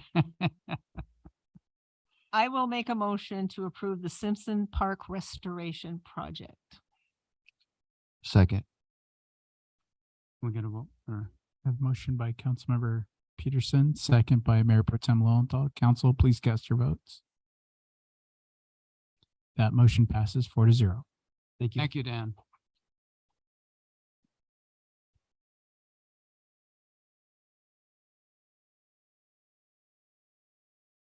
We're moving on to 9B. Code related to city council and residency requirements. We receive a report from staff on this item, please. Nine. Yes, you will. Huh? I'll be your staff Oh, for this evening. Hi. can you go to the podium, please? No, I'm just kidding. Don't make me. Stephen Graham, City Attorney. So item 9B is an item that the City Council placed on future agenda items back in December. The city manager and I are on a mission to eliminate the future agenda items list or get it down as small as we can. I'd like to point out when I first came to the city, the items on the future agenda items had been there for a year and a half, 2 years. We're now down to 3 months. I think we can get that faster, but we're getting there. This one relates to the City Council had asked us to review Hemet Municipal Code section 2-44, which relates to residency requirements of city council members when they run for city council. And I think that was, you know, we have a history of having some difficulty with that in the city of Hemet in the last 2 election cycles. I didn't want to point anybody out, but yes, you know, there's been some confusion. You know, one of the issues is there's some slight language changes in our ordinance between our ordinance and state law. The city clerk's office in the 2020 election had language up there that reflected state law, but it didn't reflect our ordinance. And that was something that caused confusion with some of the people who ran for city council. There's some language in there that I think, frankly, I understand what the purpose was, but I think it was perhaps a little inartful, conflating the legal definition of residency, which has a precise legal meaning in the election context, with the common understanding of residency, right? So just to give you an example from a nearby jurisdiction, there was a council person whose home I think had a flood in it. And their insurance company set them up in a hotel, and the hotel that the insurance company set them up in was in a nearby city. It wasn't even in their city anymore, while the insurance company fixed up the house, right? I think for most people, they say, oh, well, you're not a resident anymore. You're not living there anymore. But for election purposes, for city council purposes, you maintain your residency so long as you intend to return, right? So we cleared up some language about, you know, getting a substitute residence within 30 days, because what the language said was you immediately lose your seat unless you procure substitute residence within 30 days. Well, my question was, how can you immediately lose your seat unless within 30 days you do something, right? Wouldn't you lose it if you don't get that substitute residence within 30 days? So there was some inartful language. And then lastly, you know, we received some questions in the last election cycle about temporary residency. When is somebody actually a resident of the district that they're running in? So we took language that frankly comes from state law already. We put it into the ordinance, so it's very clear, very easy to find what the test is. In order for someone to establish residency, they can't come for temporary purposes only. They have to come and intend to remain there permanently. So we just added that language to the ordinance. Overall, we did not change, in my opinion, how this ordinance should work, right? What we changed was language in it that I think made some of this unclear, both to members of the public and to people who want to run to be on the city council. And I think that that it should help in the future when there's questions about these kinds of things, Mayor. Well, thank you for your presentation. Are there any comments from the city council on this item? I would just say thank you. And I think this clarifies issues that we've had and questions that we've had, and the fact that we need our city ordinance on our website for elections and not the state. It goes through exactly what the state does, but we are a little tighter on explaining what residency and registration means. So I think this clarifies, because the others didn't. And I know there are several cities in California that are doing the same process, because they had many issues in this last election cycle of people not even living in the same town they were running for office in. So There's a lot of things that the state could have done when they wrote theirs. They didn't. I think ours clarifies our situation, and I think it will alleviate any confusion in the future. So that's it. Jackie? No Malcolm? comment. No comment. No comment. Can I get a motion and a second, please? I will move approval of this item as presented. I'll second it. Clerk, city clerk? Thank you. Mayor, please, council, please cast your votes.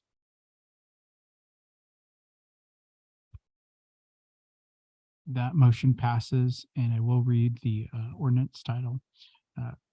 Motion passes to waive full reading and introduced by title only an ordinance of the city of Hemet, California, amending section 2-44 of the Hemet Municipal Code related to the city council member residency requirements.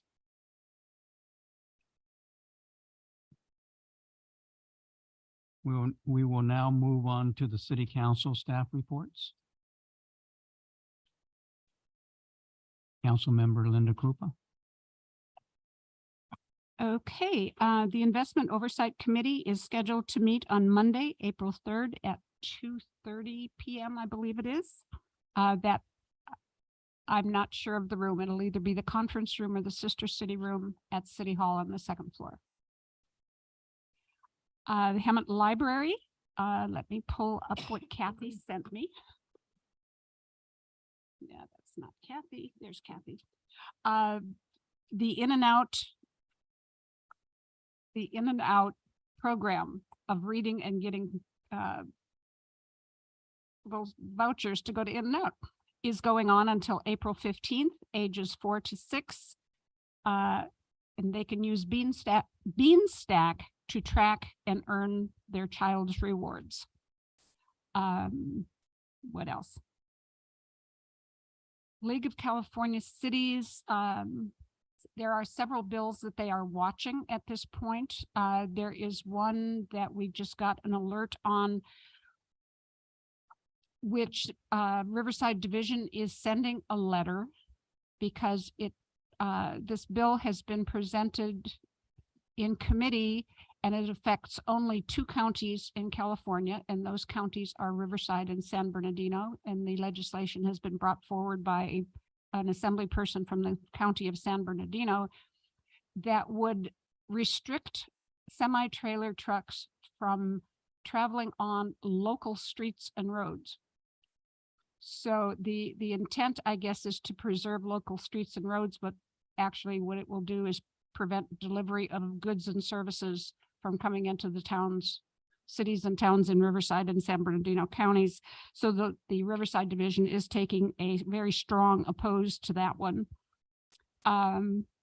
RCTC, we had Western Projects meeting yesterday and referred a couple projects to the full board, one of them being the completion or building and completion of the toll roads on the north section of I-15 between,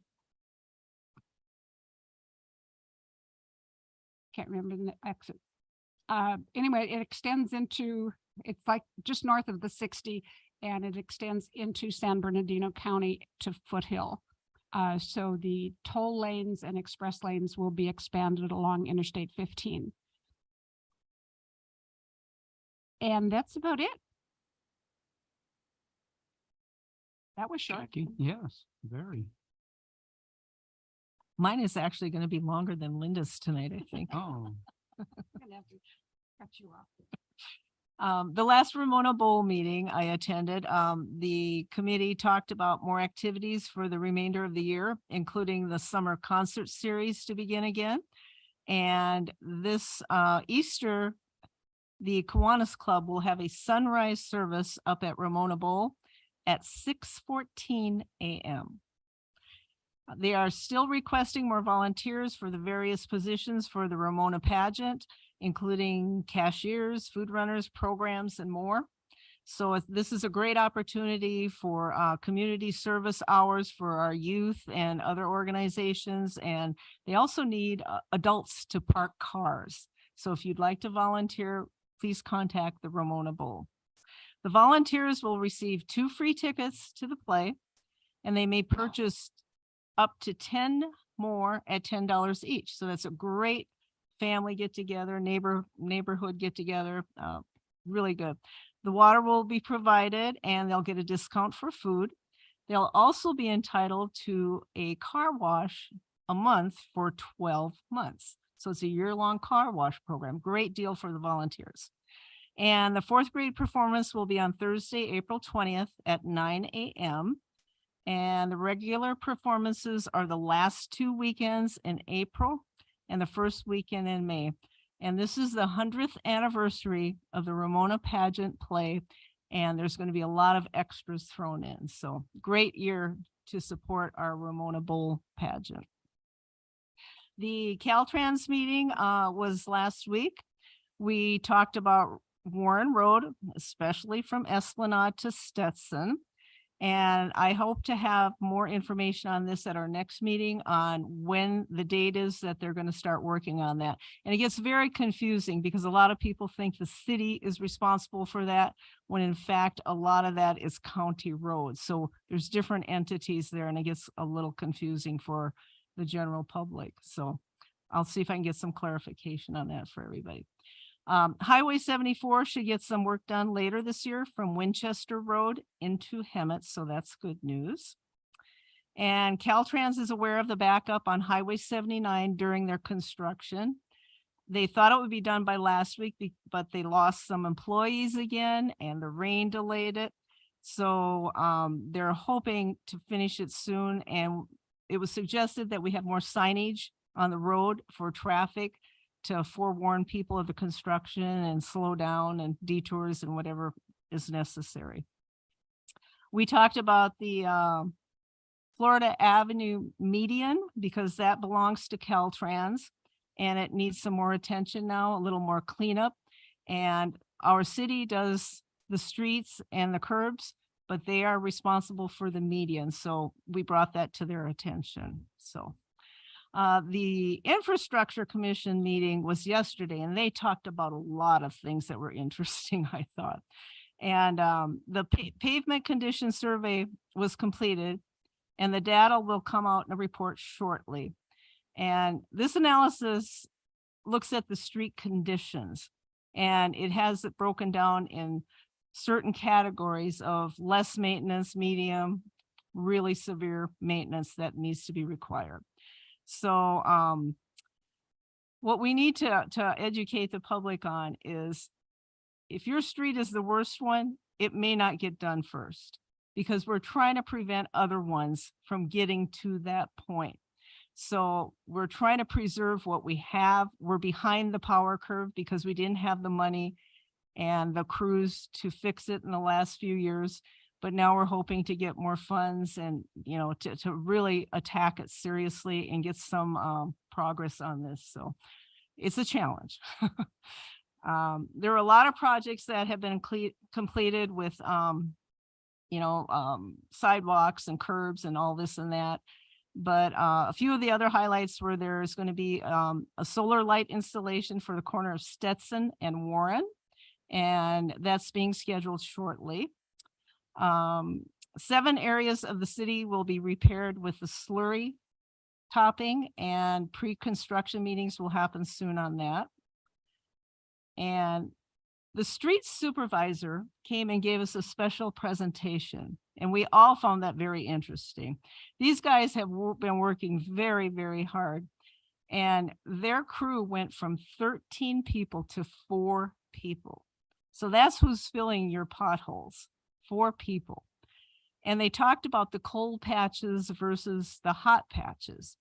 So the cold patches can be done in pretty much any weather, but the problem is if it's damp and raining yet and they're out there filling them, the water does not mix with oil.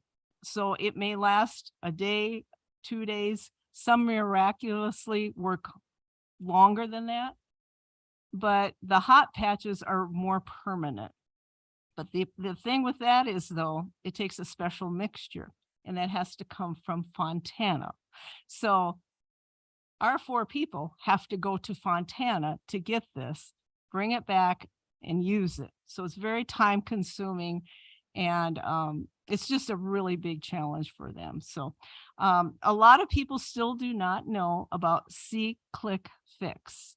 It's on the City of Hemet website under Public Works. And this works for potholes, graffiti, dumping, and a lot more. So go to your City of Hemet website if you see a problem in your neighborhood and use the C-Click Fix and someone will get to it shortly. Maybe not the same day or the next day, but shortly. So a few other items they talked about: Arbor Day tree planting ceremony on Thursday, April 27th. And that'll be at 10 a.m. at the David R. Oltman Park on Costin Avenue. And the Infrastructure Commission approved the Simpson Park Restoration Project, which we just saw a presentation on. And next week is the WRCOG meeting, and I'm looking at Malcolm Lilienthal here. I may be on jury duty next week, so he's on call if I have to go to jury duty, so don't forget that. So that's all I have. Thank you. At the League of Cities, it's the Public Safety Policy Committee. We discussed AB 1708. This measure would require a person convicted of petty theft or shopping, if the person has 2 or more prior convictions for specified retail theft related offenses, to be punished by imprisonment in the county jail for up to 1 year. Additionally, this measure would offer pre-plea diversion opportunities. And so basically the measure would refine the definition of shoplifting and would specifically exclude certain offenses from prosecution as shoplifting, including, among others, the theft of a firearm or vehicle, identity theft, and credit card fraud. It will also require a person convicted of petty theft or shopping if the person has 2 or more prior convictions for specified theft-related offenses, to be punished by imprisonment in the county jail for up to 1 year. Also, it will authorize a city or a county prosecuting authority or county probation department to create a diversion program for persons who commit repeat theft offenses. It will also provide that the provisions of the bill that amend Proposition 47 would become effective only upon approval by the voters at the next election. We also talked about AB 15. This measure would provide the Department of Corrections and Rehabilitation records pertaining to an inmate's release date and what the inmate did to earn any release credits are public records and are subject to disclosure under the California Public Records Act. So it would provide that CDCR records pertaining to an inmate's release date and what the inmate did to earn any release credits are public records and are subject to disclosure under the Public Records Act. It will also provide that a disclosure of such information shall be sufficiently detailed and include the number of days of credit that were based on each of the following. So good behavior, rehabilitation, and education, and then the pretrial release credits. It will also provide that such disclosures shall also include the types of rehabilitative and education programs that the inmate participated in and completed.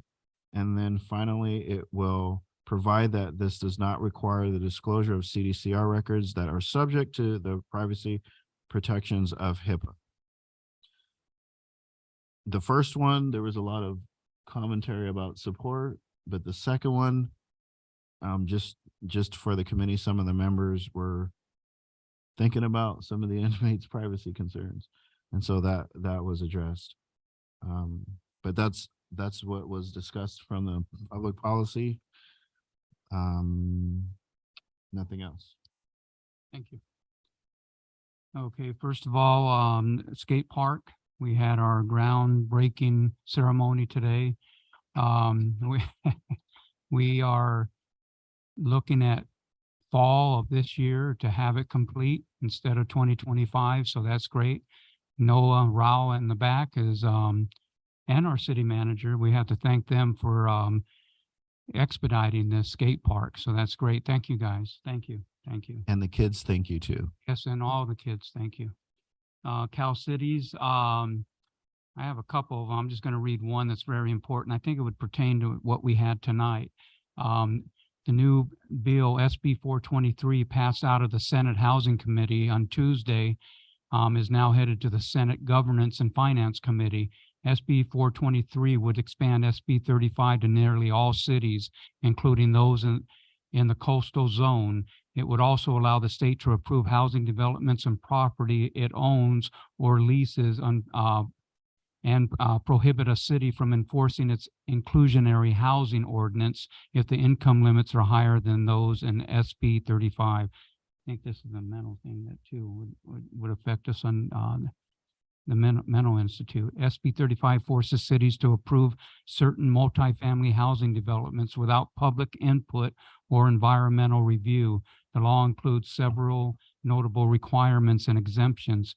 SB 423 would eliminate the 2017 law sunset date, which would further disincentivize lawmakers from revisiting its impacts.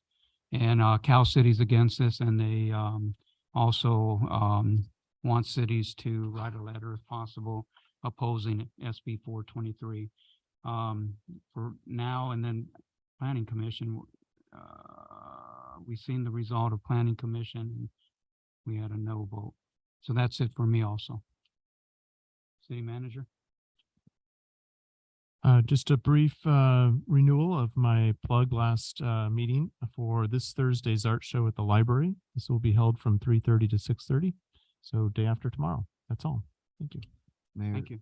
Yes, sir. can I ask Mayor that we do another ad hoc committee? What I want to do is I want to do a, what do I want to do? I have this I have this idea that we could do a city campaign where we talk about responsible donations and giving to the, like when you're talking about giving to the homeless or any panhandlers.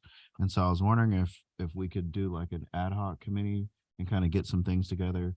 I know several people who have material, so we don't have to reinvent the wheel, but Yeah, Carly did this a few years ago called Know Where It Goes Oh, or Know Where It something Goes like, program, something yeah. like that was Yeah. really, really good. Really good. I want to, create an ad hoc that we can get that going again and kind of maybe keep it going annually so that, people understand what's happening and we can help them with their heartstrings on who to give. We're talking about like Valley Restart or Community Pantry, if you want to donate and things like that. And then I also wanted to see if we could find volunteers that could pose as homeless people. And then as people give them money, they would kindly reject the money. I hope they'll be honest, but reject the money and then give them a card or some education materials about responsible giving and things like that. And then also we met earlier on the homeless ad hoc committee met earlier with Robin Gilliland from San Jacinto. San Jacinto, and she talked about having a business kit that she could help us with in this endeavor, that we could give it to the businesses and they can understand like what their powers are, what they have control over. And she even also talked about, I don't know if it was the city of San Jacinto, but they have this GIS where all of the businesses that have I don't know that the number she said, but it's some kind of where the business sign up and say it's a trespass law or something. City of Hemet has that. Hemet PD has that. Yeah, we've It's been a passing them out. form something or other that they sign. But this is what was cool, was the program, the officers could look up to see if it was active or what businesses had it if they saw someone in there trespassing, and then they could go on. They don't have to make any calls or anything. They don't have to look through a file of papers of who's on file, but just opening up this GIS program would let them know who has it on. It just makes it more efficient, right? Yeah. In real time, and just kind of support for the officers, knowing Absolutely. whose It's a great property idea. they already have permission to go on and stuff like that. So, We have that form and we've been passing it out to businesses. So Yeah. so And what do you, if what do we you need think? to computerize it somehow, it can be automated do that. where they can track and they can see who has it, who doesn't. Right now, I'm creating a database of all businesses, and we have a lot, and we're using this to basically market them and give them all this information that we have on SeeClickFix and everything that, that's needed for them to make sure that they utilize all resources available to them, like the form you're talking about, where they don't have to be present, the owner doesn't have to be present in order for the police to go in there and pull a homeless person out of their property. So Mayor, in talking with the city manager, you do have a homeless ad hoc committee. You have a business outreach ad hoc committee. So it could be that you want to refer this matter regarding panhandling and addressing it to one of those existing, or perhaps you want to create a additional ad hoc committee for. I think it's the two of It's them. like so the two aren't you two are on both of those? business one, we could do it on the business. There you go. Well, that too, I like to be on that homeless ad hoc committee. I think you already are. No, it's me and Carly. Oh, Carly and I Al- thought it was the Or two of Carly you. and I. No, Carly and me. How do you use it singular? Under ad. Oh, fine. This person and this person. How do we go about changing ad hoc committees or changing the? We don't have to people? change it. I was just bringing it. Oh. We don't have to change anything, right? I would Uh, like so- to be on the homeless committee because I'm doing a lot of work and trying to get a lot of things done, resolved and. But I within- think historically, ad hoc committee assignments are made by the The mayor. following your appointment as mayor. So if you wanted to make an alternative appointment, that's something that you can do as the mayor. Okay. The council can override you. if They don't like what you did. But that is the process that we have here in the city. Sorry, Malcolm. I was It just. But it sounds like, the mayor pro tem was asking to refer this matter to an existing committee or maybe create a new one. Yeah. The business one will probably be The out. business one, we can do that. That's what I'm doing it for, is the business with that database that I'm creating. That way I can give it to Brenda and she can just push out everything. Because we have images of all the flyers we hang out. And they can just go to the emails and if we need to access or send texts, we can do that also. I just wanted everybody to hear it. Yeah. You know? Well, it sounds like Mayor Males wants to be on the homeless ad hoc committee also. Can we have 3 members instead of 2? No, because Just Brown Act. only, Then it's just the council meeting. okay. Yeah. Okay, and it's never a mind. council meeting. Then you got to invite the other 2. All right, well, we'll determine, I'll discuss it with you, city manager, and then maybe you can inquire on both of them, see which one would be happy to step back. Right, and we'll work with you to prepare a staff report for possibly our next meeting related to appointments on Okay, ad hoc perfect. review of those. But you already gave your report. I guess I was supposed to do that or we haven't even got the ad hocs. Council Protocol Ad Hoc Committee, Peterson, Krupa. We had a meeting with the city manager and made some recommendation changes. City manager made some recommendation changes and they are being made, and then we will bring it to council for approval. Okay. Vision and Mission Ad Hoc Committee, Lillian Thalmeyer. Or Lilienthal? Nothing to report on that. And then nothing to report on, well, I already reported on the homeless one. No Graffiti Ad Hoc Committee. We still have, I Love Hemet. Who are they? Purple shirt. Yeah, Chris and Tika's still going out on Saturdays, picking up on every Saturday, getting his group together. I don't think we have any other groups, do we? No, just the one. So they still volunteer. They're still out there every Saturday and the men's home. Well, they're getting paid to do it though. Yeah, they're Homeless Outreach Ad Hoc Committee, Lilienthal. I gave my report. Business Outreach Ad Hoc Committee, and I think we've already spoke about what am I looking for? Not reinventing, but reappointments on that, so we'll get something going on that. Caltrans Liaison Ad Hoc Committee, Peterson Krupa. Becky reported on Yeah, that. I actually put that in with my other one. I could have saved it till. Yeah, now, okay, so. that's fine. CDBG Ad Hoc Committee, Lilienthal Mills, we worked on that. It's been approved, right? We already got that approved last time. So, all the businesses that applied for the CDBG and the firefighters and what, police get anything or just firefighters? Police too? A bunch of other people. Yeah, a too. bunch of other people got all their grant money. Banner Program Ad Hoc Committee, Krupa. That's already That's going. going, yeah, people are flyers, I signing think. up for it. And I apologize because I think I kind of like, didn't get involved as much as I should have, and you did the whole thing. I think I made 2 We meetings. did the whole thing 12 years ago. Veteran Memorial Ad Hoc Committee, Mel's Peterson. Go ahead. Okay, today the mayor and I went over to the memorial along with Cynthia, who has done a lot of research for us, one of the admin assistants. And we have a little bit of background on how it started, and it's a very loose program now. So we are going to set some more guidelines and talk about it tomorrow in a meeting. And we looked at the memorial, we have some ideas, and we just need to get some guidelines and put it out to everybody so they can start applying family members if they would like. Great, thank you. And you gave your report already, thank you. Do any members of the council have any requests for future agenda items? I think you already mentioned yours. Okay, after requests are made, ask for a motion and, okay, broadcast city council meeting. There being no further business, this meeting is adjourned to the next city council meeting on April 11th, 2023. Thank you for joining us tonight. Thank you, audience.